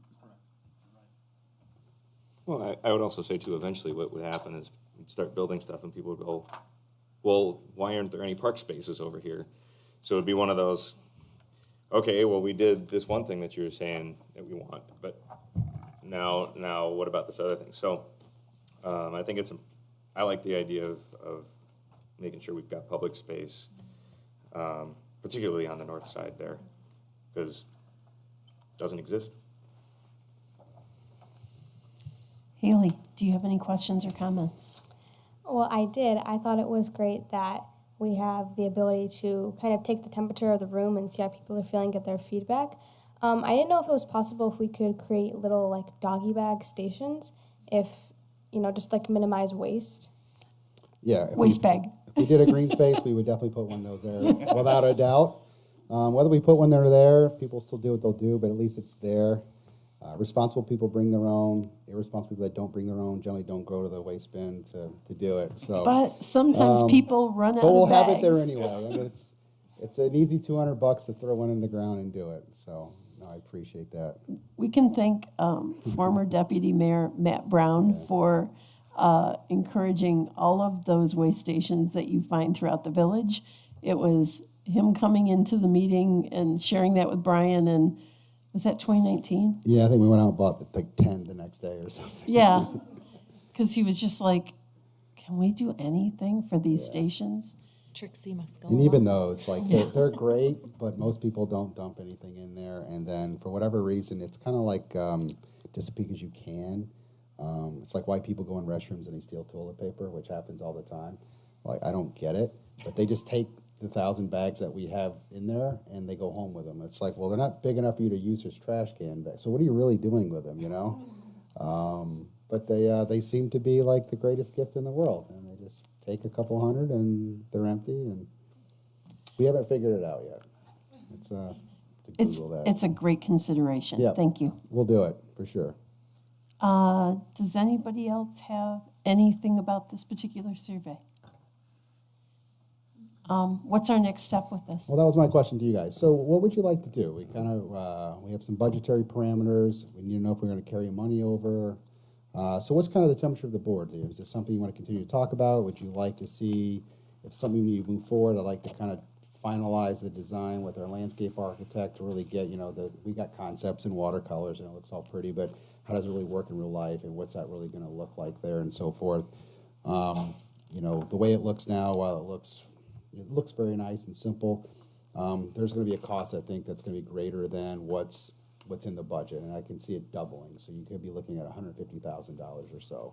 So really, what is, how would you like to move forward? What's the speed or time frame that you'd like to do it? Is it a priority today? Is it a priority next year?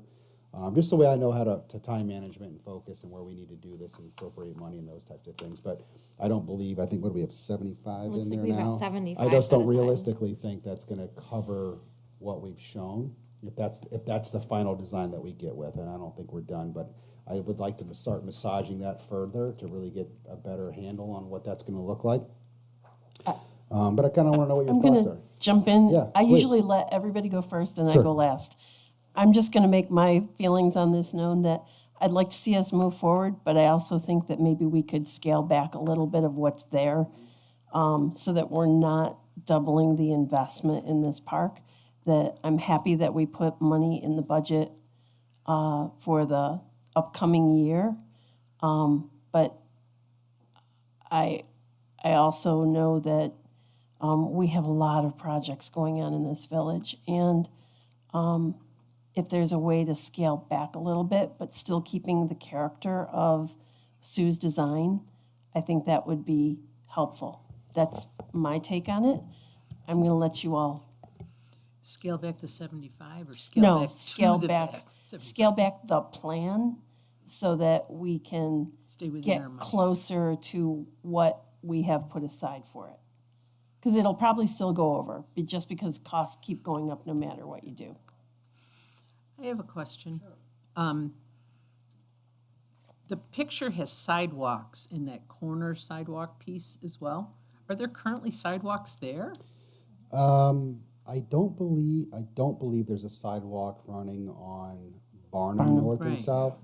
There is one running to the corner on Parse. So we looked at extending that a little bit, or at least having some type of barrier there. And then also we looked at having some type of sidewalk. I believe in the design, without looking in my head, we had something kind of going diagonally across the property, because it's like anything, it's a path of least resistance. You know you're going to walk through there no matter what, versus walking the corner. It's what you're going to do. It's like you go to a college campus and there's supposed to become these deer trails all over. So if, like, you'll see college campus like a square, and they'll have 12 different sidewalks going in every direction, because if you don't do that, people will make their own path of least resistance and shorter. So that's why we put that in there, for that reason. And then it also, by the way, because there's a sidewalk going through there, it kind of makes you want to go in there and enter that area and kind of see what's going on and just see the space. Why go in it? So it just kind of encourage you to kind of get in there a little bit. And that's why we put it in there for what we did. Sorry, it was a long answer for what you were asking, but. But we are going to put a sidewalk on the Barnum side. I believe so, yes. I think there needs to be some type of, right now, I don't believe there's any barrier. Right, It kind there's of nothing. transitions from like grass to some gravel and parking area. It's kind of rough. So, I mean, I would say clean that edge up and make that a nice area where it kind of, I think, defines the park space better. Mm-hmm. So, yes. And somewhere I read there's going to be stop signs put in too? I don't know. I think I don't even know where the stop signs are right now without looking Sign, at but it. it's not always used. Oh, okay. It's often run, is what the We'll take a comments look were. at that. They're from the neighbors. I think there's one on Barnum. Because I come that way, and there's a stop sign at the end. When you come in from Whitney Road down Barnum, I believe there's a stop sign there. I don't know about on the Park side. We can look at that and what it looks like for traffic flow in Barnum Park, and maybe have one going in every direction, each direction or something. It's not that big of a deal. I would agree with the mayor, it's staying within budget, and we can add trees every year, or, you know what I mean? We can get it basically done so it's a park and not an empty lot. And then plantings you can continue to add, or make it a priority through the tree board. Could you give us 3 trees or something in there, work it in, and it can build over the next few years Or to get. even if put it's it a done. version A, plan A, to get the base in. Yeah, And then when we get to next year, if we have the time to get this started this year, maybe it's let's get the basis of this going. And I'm not a landscape architect, so I don't know if that's possible or not. But then have a plan A or a step 1 and a step 2, so that we can, if we have to incur more costs, that we can spread it out a little. I mean, depending on what we do and scale it back, Public Works, I think, would be excited in taking this on as a team project for that. If it gets too crazy, we're putting in rain gardens, which we're not going to do. There'll be areas where it captures rain, I think, and puddles into landscaped areas to utilize that rain. But there's a lot of comments here about rain gardens. True rain gardens require GIGP infrastructure and places where there's overflow in the storm and it's able to escape. So it won't have something like that. But I mean, if we're talking about true plantings, doing some sidewalk and concrete work, planning, putting in some bases for future artwork if the board so choose, and some infrastructure, which is not that big a deal, for maybe some electric or something, and then doing some stage plantings or something like that. I think those are great ideas, and I think we can probably handle some of that to the extent that we can. The moment you start outsourcing landscaping, I mean, it's significant. We're gonna see that on the southeast bank with what we're doing there. You're gonna have sticker shock when that comes to fruition. And it needs to be easy so it can be maintained. Correct. But I think if we do it and we plan in such a way, I think there's a sense of pride for maintenance too, and how they're going to approach the project and look at it. But I don't want to promise to anything. It's just the internal conversations that we've had. But if this thing gets so elaborate where it looks like Disney World and it's perfectly planned in every way, it's going to be something that's not going to be feasible for even parts of it to be done in-house, and then it kind of gets away from you and stuff like that. So let's see what we can do to find that balance that you guys are talking about, and being fiscally responsive, but also providing some impact to that neighborhood, which probably needs it. Okay, Trustee Mishler, do you have anything you'd like to share? Do you want us to move forward? Are you wishing we weren't talking about this? How do you feel? I'm having a hard time. I really appreciate green space. I just worry about. I'm I'm wondering if we can find grant money or some other source to support this. I was just recently in Birmingham, Alabama, and the Rotary did a huge investment in this trail walk. I'm just wondering if we can find money from an alternative place. I think I appreciate your honesty, Brian, about the cost being done well, doubling the 75. I mean, I think that I hear what you're saying, that, and I don't know how I feel about doing in pieces. And I know that we have a lot of other responsibilities, and it's hard to say this because I 100% support green space in this. I just want to be careful. Just trying to be realistic with that. I mean, we kind know. of knew that, I think, initially, but we were looking for a placeholder to do something there, so we put it in. Yeah. But looking at the cost of what things are coming back, looking at estimates and proposals for other landscape things that we're looking at doing, it'd just be unrealistic to think we can do something to stay within that. But possibly, again, if we can do something in-house, and we can kind of design it that way to do it in-house and figure out how we do that, I think there's an opportunity to maybe meet some of these goals. But it's just not really about, Yeah. I don't want the board to worry about that so Yeah. much right now. I just really want to get your feedback on I your would thoughts. What are your support the comments? pocket What are the park. things I that just you're- think, I think that I very much support this pocket park. So I want to be clear about that. We try to design around I it. just, the financial piece of it is a concern of mine, as I'm sure it's for the whole board. I mean, this is we're fiscally responsible, and I know that there's a lot of other projects we have going on, so that it's a hard decision. So maybe looking at alternative funding, and if we think we can do this, and keeping it at the 75, or close to it, that would be great. I love the design. I think Sue Steele did an incredible job with the preliminary design. I remember also, because the play equipment couldn't be included, there was the talk of having, stepping stones and boulders and our kids need to be outside playing and engaging with the environment and all that, and I very much support that. So if there's a way we can do this, I would love to do that. So I just want to make sure I don't know if I'm clear as mud, I guess, at this point. I want to make sure I clarify. So I understand the fiscal responsibility thing. I've had the same feelings, obviously, but if we can somehow design this and provide some impact and stay within that 75, you'd be in supportive of that? Yes. I'm just trying to ask. Yes. Because I need to go back to Sue, to start getting with Public Works, talking about our operational capacity. How do we design this thing to meet some of those standards? Yeah, and if she feels like she can't do it, then that's an honest answer, and we appreciate the honesty. So, okay, sound good? Okay, thank you. Move over here to you, Adam. No, I'm all up for moving forward. I think we'd rather, give Sue a chance also to take a look at all the feedback that came in and see what adjustments that might mean, right? And then from there also have a chance to see, okay, well, then, if we're talking 75, let's bake in some, obviously do the things you're supposed to do, bake in some contingency, see what that gets us, and take it from there. I think, kind of where I sit, I'm as long as it's not nothing, I'm okay with a phased approach, right? If there's at least a place for people to relax, knowing that something else is also coming, that doesn't bother me. But want to have a discussion on that. Have a chance to see what does 75 mean, and how best does that address the comments here and get us to what we're trying to get to.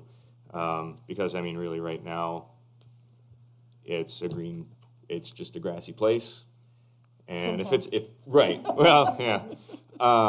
and if at least there's something where people feel like they can come and sit and relax and spend even an hour or two with folks, I think that's progress. I mean, I think you're trying to create tranquility per some of the notes. You can do that simply. If you start trying to go create something for everybody, it's a hard thing to achieve on limited funds and that type of thing, so. Yeah, like a let's see koi what we pond can and a do. pagoda and. I'd love to see it. I mean, it'd be cool and fountain and do some other thing, but yeah, where does it go? And Tea house. I don't want to do it to the point where if you do have those expectations, that nothing happens because it's either all or nothing. Well, it's hard to achieve all, so. But go ahead, please, I'm sorry. I know I'm butting in. Okay. Remind, right now, is the space used and do they even know it's really public? Or it's more, or do you think it's the side yard? It's very much a side yard. I mean, there's. So this first goes of all, the to space is Adam. really- I think if we just clean it up and let people know it's public and have some nice sidewalks, I mean, yeah, that's absolutely a great start. Because right now, I don't think that people know it's a public place that they can go. I was talking with somebody just today, and they're like, "Wait, that's not their property?" I said, "No, it's I know not." a woman who grew up there and didn't know it wasn't, Yeah. lived there. So I think if that's our starting point, and I'm agreeing with you, just letting the public know it is a green space. Yeah, and I think that's For- part of it is like putting Right. even it's a little something that says, And a sign, I looked for that sign again today. I don't see a sign where So it says they're it's a so park. far back, we were driving around, I talked to Public Works about that, we're gonna move them and change them out because they're so far back off the road, because they're like the entrance to the parks, and the parks are always behind the homes and stuff, you don't see them. You don't see them. So totally even understood. signage that says this is a public 100%. space is a good start. We have 'cause some, they were just placed in a really poor, I figured they were behind all that stuff in the Yeah, back corner. I'll just leave it at that. I think my statement covers it well. They're not placed poorly, or they're not placed well. Just signage that people know it's public space, and I think that's a huge start. Okay, going to you, Heidi. Okay, so I am in support of moving forward with this project. I like the idea of the stepwise progression to keep on budget or near within budget, and it also, depending on what the steps are, it gives us an opportunity to see how people are going to utilize the space and then maybe make adjustments moving forward as to how it gets used and what we add to it aside from sidewalks and a walking path and some native plantings. I think that would give us a good, So if I could add to Yeah. that, too, we may even get to a point that just says, "Oh, you know what? We were thinking we need all these other things," and actually the community has said, now we "This could- is great." Keep it Right. simple. I think those are really good points I had not thought of, so thank you for sharing those. And I'm not going to go to you this time, Haley, sorry. Does that give you enough to move forward? It does. Thank you very much for your Okay, comments. great. Then I'm going to close out that item as long as everybody feels complete with it. And we'll move on to the next items, which requires some votes. So I'm going to take us to item number 3, which is I need a motion by the village board to authorize change order number 1 to the construction agreement for the Liftbridge Lane East reconstruction project between the Village of Fairport and Keeler Construction Company Incorporated in the amount of $72,431, and to authorize the clerk treasurer to make the appropriate budget amendment. Can I have a motion and a second, please? So moved. Trustee Mishler. Second, Trustee Briggs. And Brian, can you give just a brief Certainly. understanding of what this is? Sure. So, we're working through Liftbridge Lane East, and then the bid specs we put out, we did an alternate for sidewalk by linear foot, 'cause we knew we would have add-ons that would have to be required. I mean, there's spaces that within these sidewalks that need to just be changed. They don't work, or they're sunk, or those types of things. There are areas where we're looking at it. It's hard sometimes to grow grass in these little 5 foot by 5 foot sections, so they just become weeds or mud pits. And then that street's a very active space for festivals and events and gatherings and foot traffic. So we're going to kind of look at some how that we can maybe put some stamped concrete or do something in there, but also just put some nice big planters in and other types of things to kind of clean it up a little bit in those areas versus having the grass. It becomes a maintenance thing that's not really working. But the other part of it is there's just so much concrete being ripped up for the utility work that's being done, the electric poles that are being moved, the pull boxes that are being done, all that stuff, all that concrete has been ripped out and has to be replaced and poured all at the same time. There's quite a bit of it. You would think that we're getting $72,000 worth of concrete. If I tell you how much that really is, it's not a lot. It's 35 or 40 blocks. So it's not a lot. But that's the contract price that we were given for this and then doing the work. So we knew it was coming. We did have the alternate to make that work happen as they get through the project and see what's going on. We ripped up probably 10 today just looking at some of the utility crossings that we had for the electric side. So we needed some extra funds, and that's what this is a change order to meet those basic expectations. I want to be clear that you're going to go out there and like, oh, we put 70 grand with the sidewalks on there and we do this, and then you go out there and it's like, oh, there's some old sidewalks. So it's not carte blanche review of it. It's going to take care of a lot of the tough spots. Anything that's being left is still in good shape. Will there be a color differentiation between some of the older stuff and that? Yes, but it'll be in great working order, still have a lot of longevity on it, and that type of thing. We're removing some of the, we're removing, like, for instance, in front of Mulconry's, there's those stones. We're going to remove those. We're trying to promote some outdoor activity and dining and opportunities like that. So if we remove that, replace that all with some concrete, A, it doesn't collect cigarette butts anymore and trash and so forth. But B, now it's nice and clean. It can be maintained. But now you can start seeing outdoor dining and activities going out there now. And we talked to Damien about this. If we're going to try to look at how we do that and clean that up anyways, and an opportunity for you to serve out there and so forth, he's able to get the licensing to do it. So that really helps out. And we're looking at, there's some curb cuts that are going to go up in front of like the new bookstore and so forth. There used to be old driveway aprons there. We're moving all that back up and replacing all of that. So we want to make sure we're doing that correctly and done right. If you start looking at some of the sidewalks there, some of them kind of start to go down and pitch out over time, so they're collecting water when you're walking through there. So just, again, I'm digressing here, but... Can I pause you for a second? Please. The stones in front of Mulconry's, have you discussed that with Mulconry's, and are they on board with that? Of course we did. Okay. I'm just putting it out there. Very much so. Even as close as 2 hours before the meeting for some other stuff. So, yeah, he's very much on board. He's really excited about it.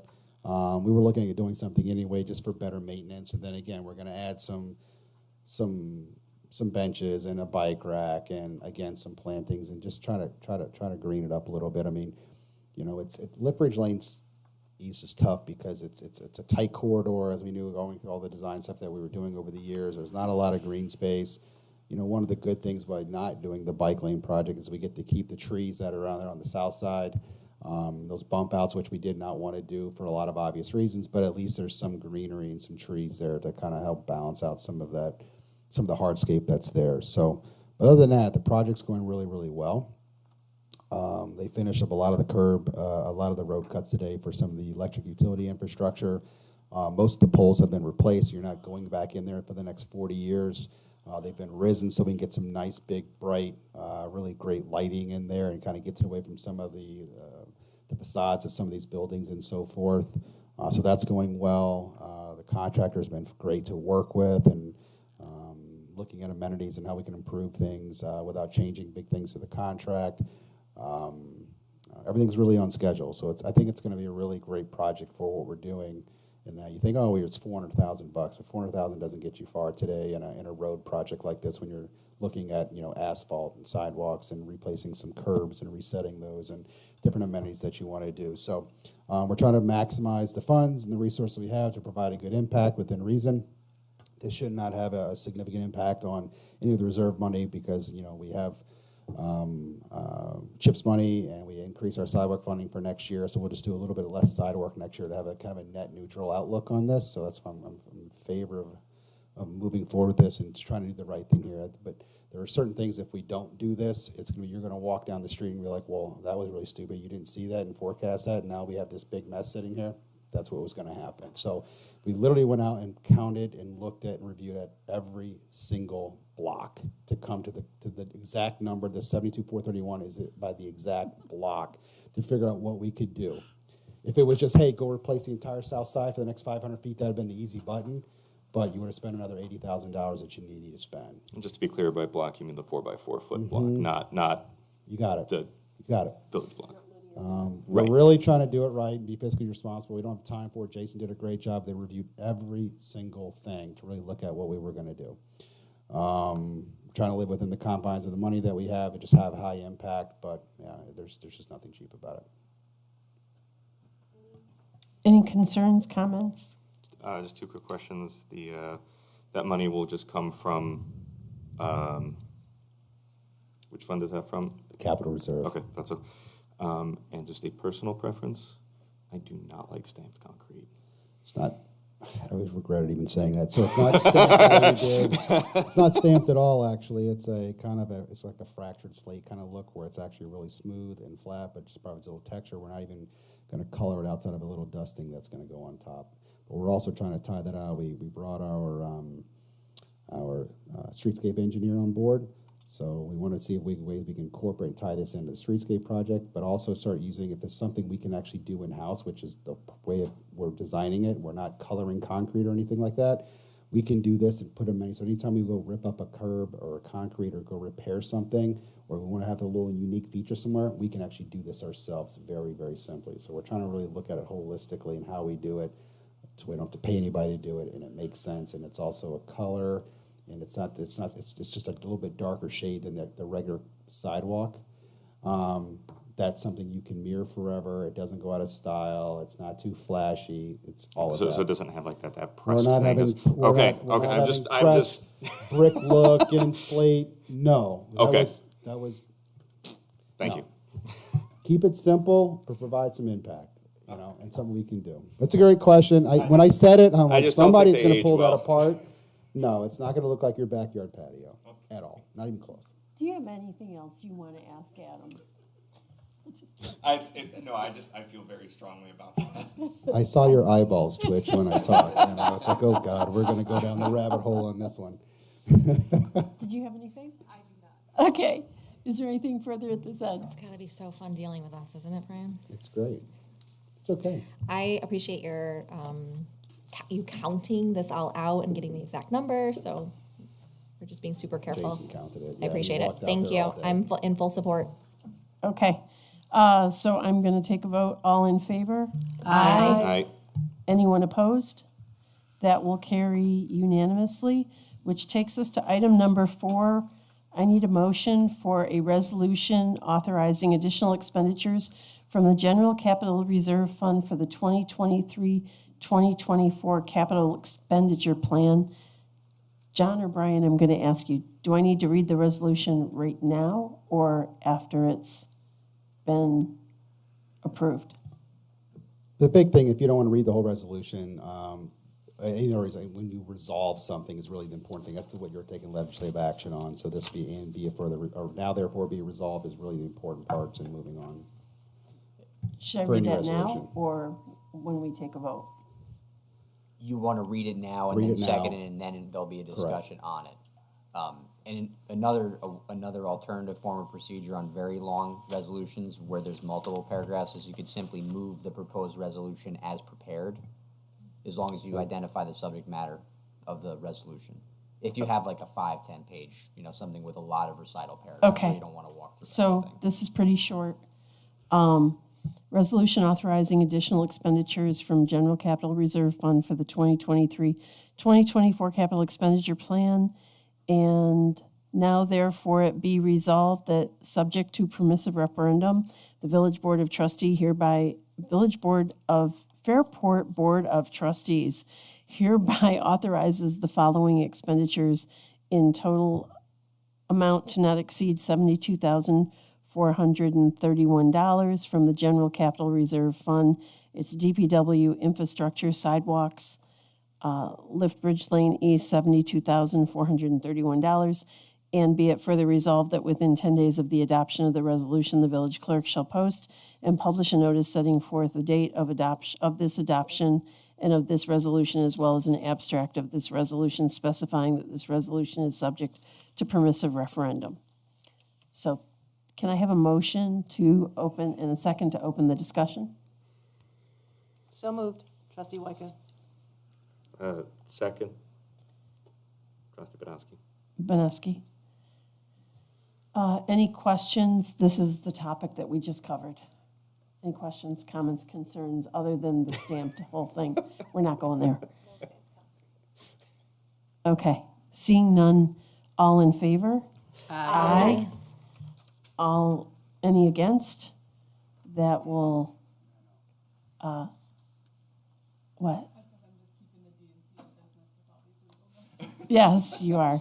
That will carry unanimously, which takes us to item number 5, a motion by the village board to adopt the fiscal year 2024-2025 general fund budget, sewer fund budget, electric fund budget, and the 2025 through 2034 10-year capital plans. Can I have a motion and a second, please? So moved. Trustee Badowski. Second, Trustee Mishler. And are there questions or comments? The sheet, which is the general summary sheet, is included in your packet. So it's what we saw in the meeting, and it looks like this. So it looks like this. This is the Yep, I the got sheet. it up. Okay. Any questions or comments from the board? I know this is a challenging budget, and I really do appreciate all the hard work that went into creating this and really thoroughly overseeing every single dollar, penny. What's wrong? Looking at this and something didn't seem right. I think you've got an error on what you're looking at. Pause on that.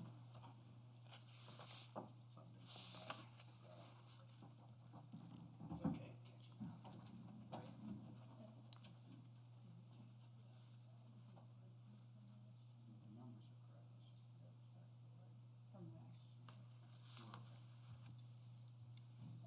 No, they're just the numbers are correct. It's the Your mic's not turned on. The numbers are correct on what you're adopting with assessed value, tax levy, and tax rate, which is most important.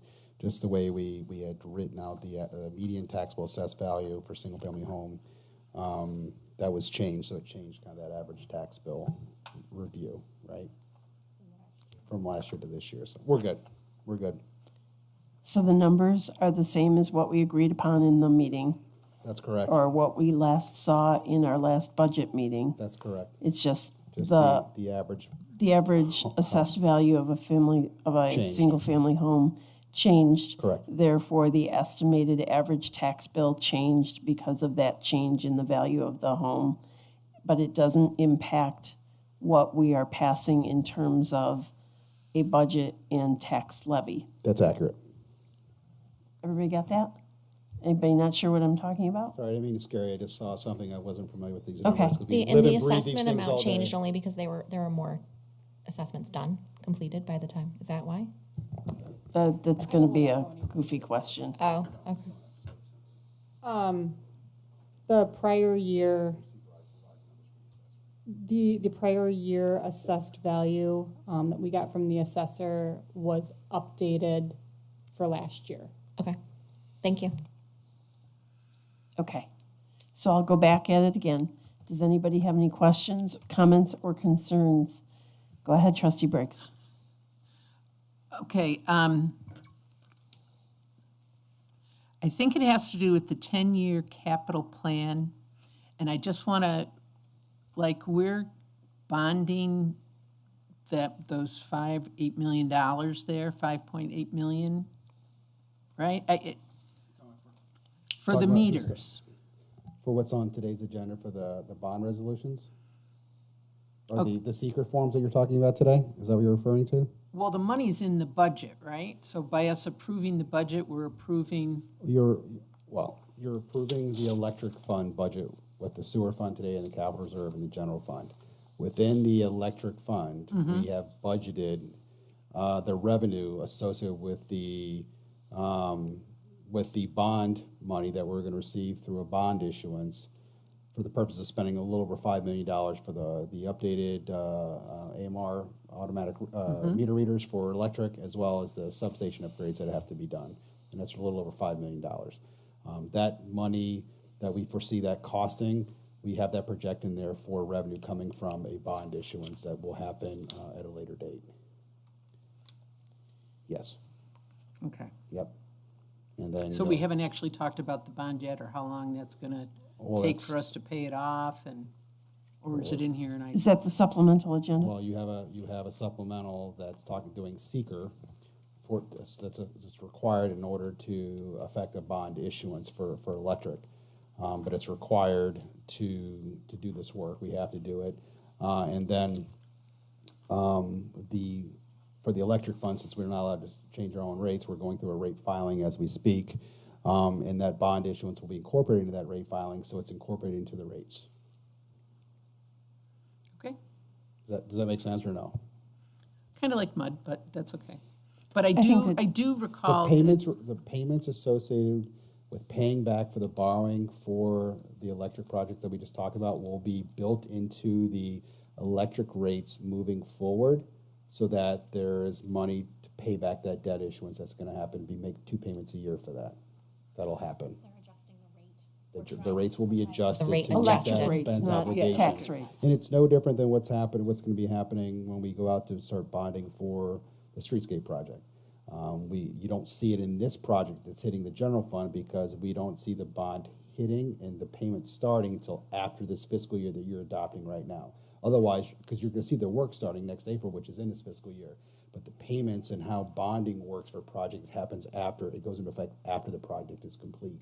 So we'll do ban or bond anticipation notes for revenue required to do that project that'll carry us through with interest payments, of course, that'll happen and that'll trigger for cash flow purposes for us, and then that'll all be built, incorporated into a full bond with twice-a-year payments for the next, I think, 20 or 25 years. That hasn't been determined yet. We want to look at how much the costs are to pay that off. And then and we have in your financial forecast that we provided you, your 3-year forecast, if you look at those, we have anticipated pretty closely what we believe those extra increases in bond payments are going to be for your future budgets, so you know that, hey, they're in there, and what's that going to do to the levy and everything. That's all in your budget, and you have it, and they're going to be close, really close.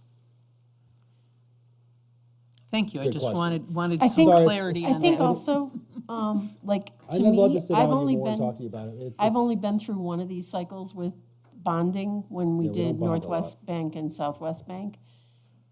It's not intuitive, and I totally understand your, like, because like right now with the electric thing, I'm like, is You're going to that, be hearing about this more. This is seeker, nothing more than doing State Environmental Quality Review Act for the purpose of what's the impact of the environment and so forth when it comes to issuance of a bond, which is not much, right? That's why we're neg decking it, and that's up for the board's consideration tonight. Furthermore, we'll be coming to you later with bond resolutions, explaining what we're doing, what those true costs are going to be, what's the payment schedule and cycle, what you can anticipate with the, and also what the impacts are. You'll see all of that before they Right go now, into I'm just effect. seeing this The only big, thing big you're- number. Only thing you're seeing is the secret of, well, they have to be done. I mean, quite frankly, if we get it. don't go do, right now, we're gonna do this work in-house for this money. The cost to go out and do, at least the substation work could be $20 million, and we're gonna do it Right, all in-house. I was gonna say, I So it's great. understand we're rebuilding, which will get us the 20 us like 20 years plus. versus the replacement, all good. And the meters, all good stuff, great technology. Yep. I just, Sure. We're So it's not hitting the general fund, it's hitting the electric rates, not the general funds. You're not gonna see it in the tax rates and proposals that you're seeing later. And we'll talk about later what the debt impacts are for the proposed streetscape project that's coming. But we built that into your long-term budgets, and we built that into the capital plans. You'll see all that Yep. in there. It's all there, but you still have to we just prove it need the and go electric for it. answer. And before we can award any bids for either of these projects, whether it be on the electric fund or general fund side, bonding, you can't award projects where there's no guaranteed revenue in order to meet those projects, those liabilities. So you'll see all that happen prior to these construction bids happening. And I'll be quiet now, because they're laughing at us. So, yeah. I was asking for Okay. everybody. Everybody really had that question, but Yes, thank you they did. for They did. for explaining that very clearly. I Okay, got so it. I'm gonna pull things back and go, are we okay with taking a vote on the budget for 2024, 2025, excluding discussing what's going to happen with the electric rates? Just wanted to know where it is. You know, we all I run know, our I know. household. I want to know where the money is. I understand. I'm good. All in favor? Aye. Anyone opposed? That will be unanimous, and our budget is passed for 2024, 2025. Thank you to the board for getting there. You to all the department heads. I was gonna say, Yeah, yeah, and the thank whole you to- team putting that together. Thank you to the whole team for putting it together, and thank you to the board for getting there. Okay, so that was item number 5. That was item number 5. That will get us to item number 6, which is another resolution. So this is I need a motion and a second for a resolution authorizing expenditure from the Capital Reserve Fund for the 2024-2025 capital expenditure plan. Now therefore be it resolved that subject to permissive referendum, the Village of Fairport trustees hereby authorizes the following expenditures in the total amount not to exceed $1,148,557 from the General Capital Reserve Fund. And included in this document, it lists out individually all of those expenditures. I'm not going to read them each one individually. And be it therefore further resolved that within 10 days of adoption of this resolution, the village clerk shall post and publish a notice setting forth the date of the adoption of this resolution as well as an abstract of this resolution, specifying that this resolution is subject to a permissive referendum. Can I have a motion and a second for that, please? So moved. Oh, go ahead. Trustee Banowski was the motion, and Trustee Briggs was the second. Does anybody have any questions? This was outlined, all of the expenditures that follow what's within our documents. Okay. And for those, I did get a couple questions from folks today asking about the DPW vehicle zero-turn mower, gas-powered. The village supports a policy of, whenever possible, substituting electric for gas-powered tools, vehicles, and anything that we need for getting our work done. In this case, there was nothing that was available that would fit this need, which is why we are going with a gas-powered item. But as items become more widely available, we will be continuing to move towards electric tools. I hope that helps, because there were a couple questions from the community today about that. Yeah, they're important, and we support that. So with that, seeing no further questions on this, all in favor? Aye. Anyone opposed? That will be unanimous, and that's item number 6. Item number 7 is a resolution authorizing the expenditure from the Fire Equipment Capital Reserve for the fund of 2024-2025 capital expenditure plan. This one is 7. Bell when you bring those out. I'm sorry. I feel like you need a bell if we're gonna do like the now therefore. Okay, now therefore it be resolved, that subject to permissive referendum, the Village of Fairport Board of Trustees hereby authorizes the following expenditures in the total amount not to exceed $220,000 from the Fire Equipment Reserve Fund for the following 3 listed items: roof replacement station 1, roof replacement station 2, attack hose replacement project, and therefore, and be it further resolved that within 10 days of adoption of this resolution, the village clerk shall post and publish a notice setting forth the date of the adoption of this resolution, as well as an abstract of this resolution, specifying that this resolution is subject to a permissive referendum. Can I have a motion and a second? So moved. Trustee Wyka. Second, Trustee Mishler. I'll look and see if anyone on the board has any questions or comments. Seeing none, all in favor?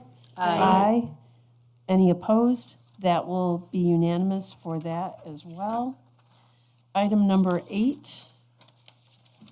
I need a motion and a second for a resolution authorizing the expenditures from the fire rolling stock capital reserve for 2024-2025 capital expenditure plan. Now therefore be it resolved that subject to a permissive referendum, the Village of Fairport Board of Trustees hereby authorizes the following expenditures in the amount not to exceed $60,000 from the Fire Rolling Stock Capital Fund Reserve Fund,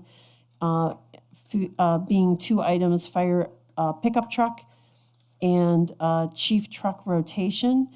And be it further resolved that within 10 days of adoption of this resolution, the village clerk shall post and publish a notice setting forth the date of this adoption of this resolution, as well as an abstract of this resolution specifying that the resolution is subject to a permissive referendum.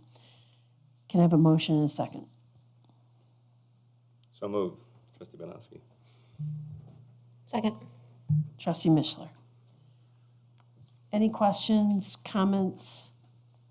Seeing none, all in favor? Aye. Aye. Anyone opposed? Then that will be unanimous. That was item number 8. We have some more new business first, right? On the supplemental? Oh, yeah. So then, Brian, how do you want me to handle this?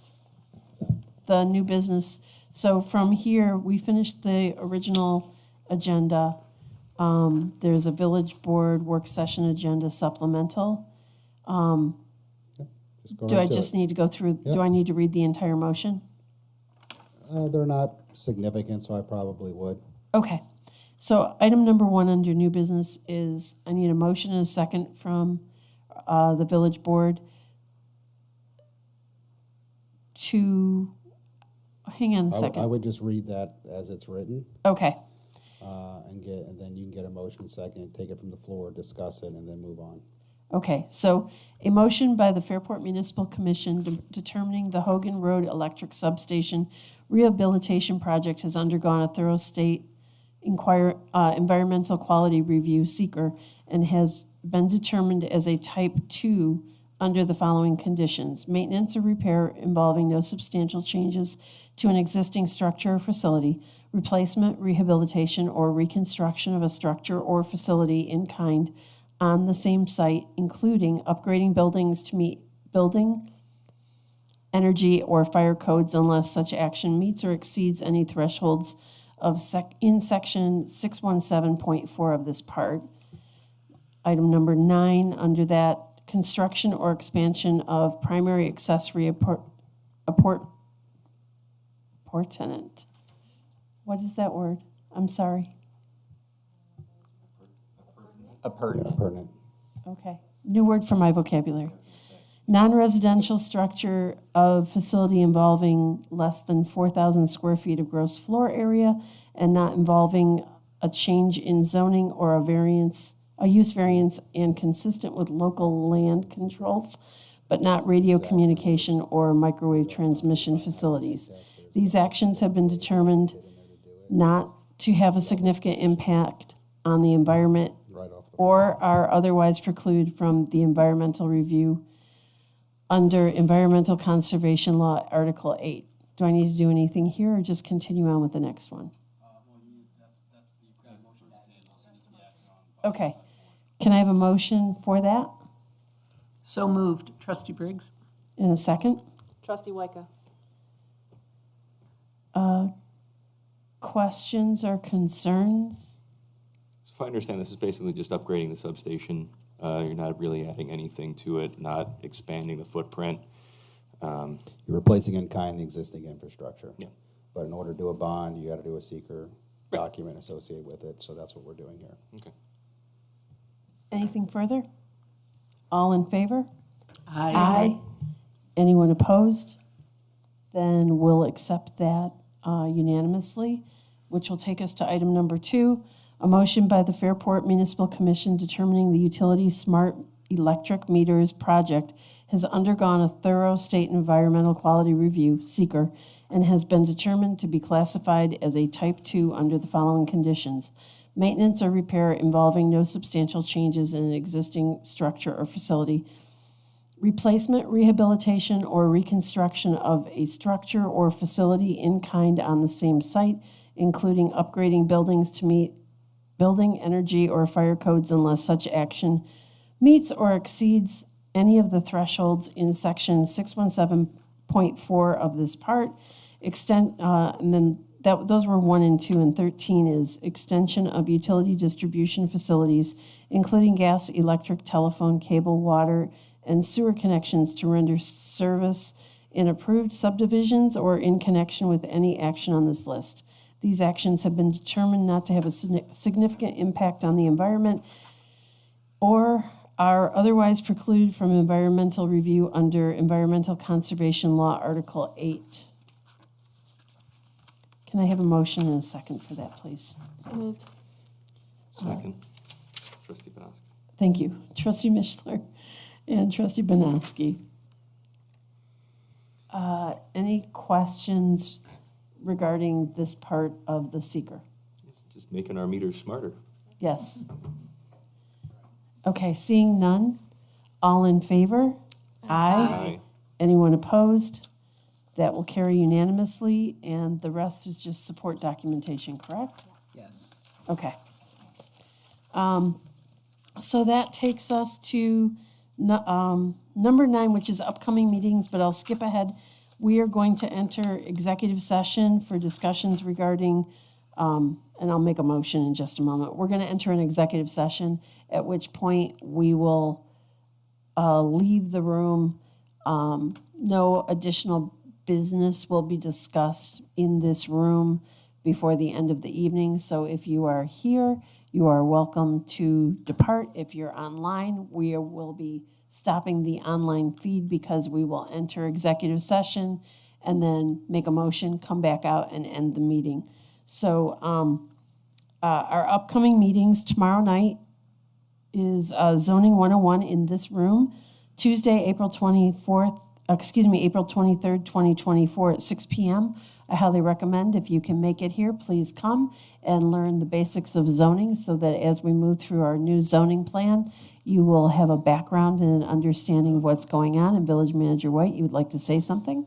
That meeting may or may not be delayed. We'll find out more in the morning. The presenter is under the weather, so Okay. we'll see what we do. But All right, if we make the determination, we'll make it early in the morning, and then we'll do notifications to reschedule. Okay, so I take that back. Well, it might. Tentatively, It might. Don't scare people. tentatively tomorrow is zoning 101. I had my evening scheduled to come here, but everybody keep an eye on the Fairport Alert System to understand whether the meeting has to be postponed and rescheduled due to illness. Jill's probably watching it and is going to fight me on the issue, but I'm going to override her. Oh, I was because going to say, I hope she I feels guarantee better. I'm going to get a That's text message in important. about 10 seconds saying, Brian, I can't believe you said that. Okay, all right. I can see it now. We're going to keep moving on. Our next village board meeting is Monday, May 13th, 2024 at 6 p.m. Adam's already informed me that he is unable to make that meeting evening. I'm going to do the bills. The zoning code update public engagement meeting will be held Monday, May 20th, 2024 at 7 p.m. That's why it's good to attend Zoning 101 before you come to the public engagement meeting, so you have some background for that meeting. And then the village board work session for May will be held Tuesday, May 28th, 2024 at 6 p.m. Again, in this room at Village Hall in the boardroom. With that, I will move to a motion by the village. Hang on, real quick. I know the hour is getting late, but if you have a quick comment, I'm just throwing it out there. I'll give you the opportunity. Otherwise, we'll just hold those until the next meeting that we have. All okay? Wait, I'll go. Yeah. I just have What one about quick- your bike drive? Yeah, bike drive. I was on going to Sat- say, we got the bike drive. Bike drive is happening on Saturday at the Fairport Farmers Market parking lot. If you have bikes hanging around your garage, doesn't matter the condition, bring them over and drop them off. Speaking of that, is this weekend the first weekend of the Fairport? Nope. No, it's the first following weekend. weekend. The following I was weekend like, is it's the not first May weekend. already. No, Okay, one so more weekend. what time is the bike drive? It is from 9 a.m. until noon. You can drop it off If you are unable to drop it off, please reach out to me and I will come to your house and pick up the bike. Okay. And it's, ahead. it's Parrington's shredding day too, so Yeah. it's the paint and the waste and and household stuff, shredding and all of that, so. Get it all Okay, done. that'll be at the Parrington DPW Yes. on, what, Cobb's Lane. And it's Saturday. Do you know the time for that too? No? Okay, well, sometime It's if on my you, calendar. if Those you two go things. to the Parrington, Town of Parrington website, you'll find the time for their shredding event.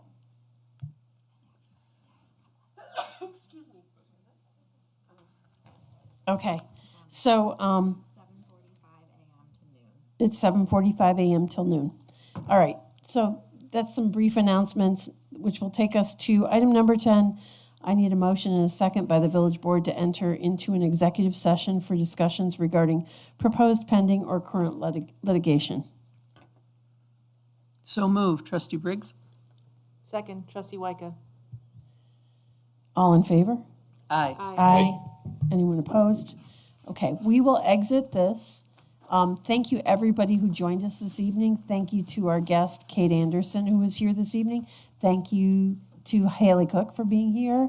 And John, I'm not going to thank you. I don't think you get to leave yet. Have a wonderful evening, and when we're done with our executive session, we will come out and end the meeting, and there will be no further business at this meeting. Thank you.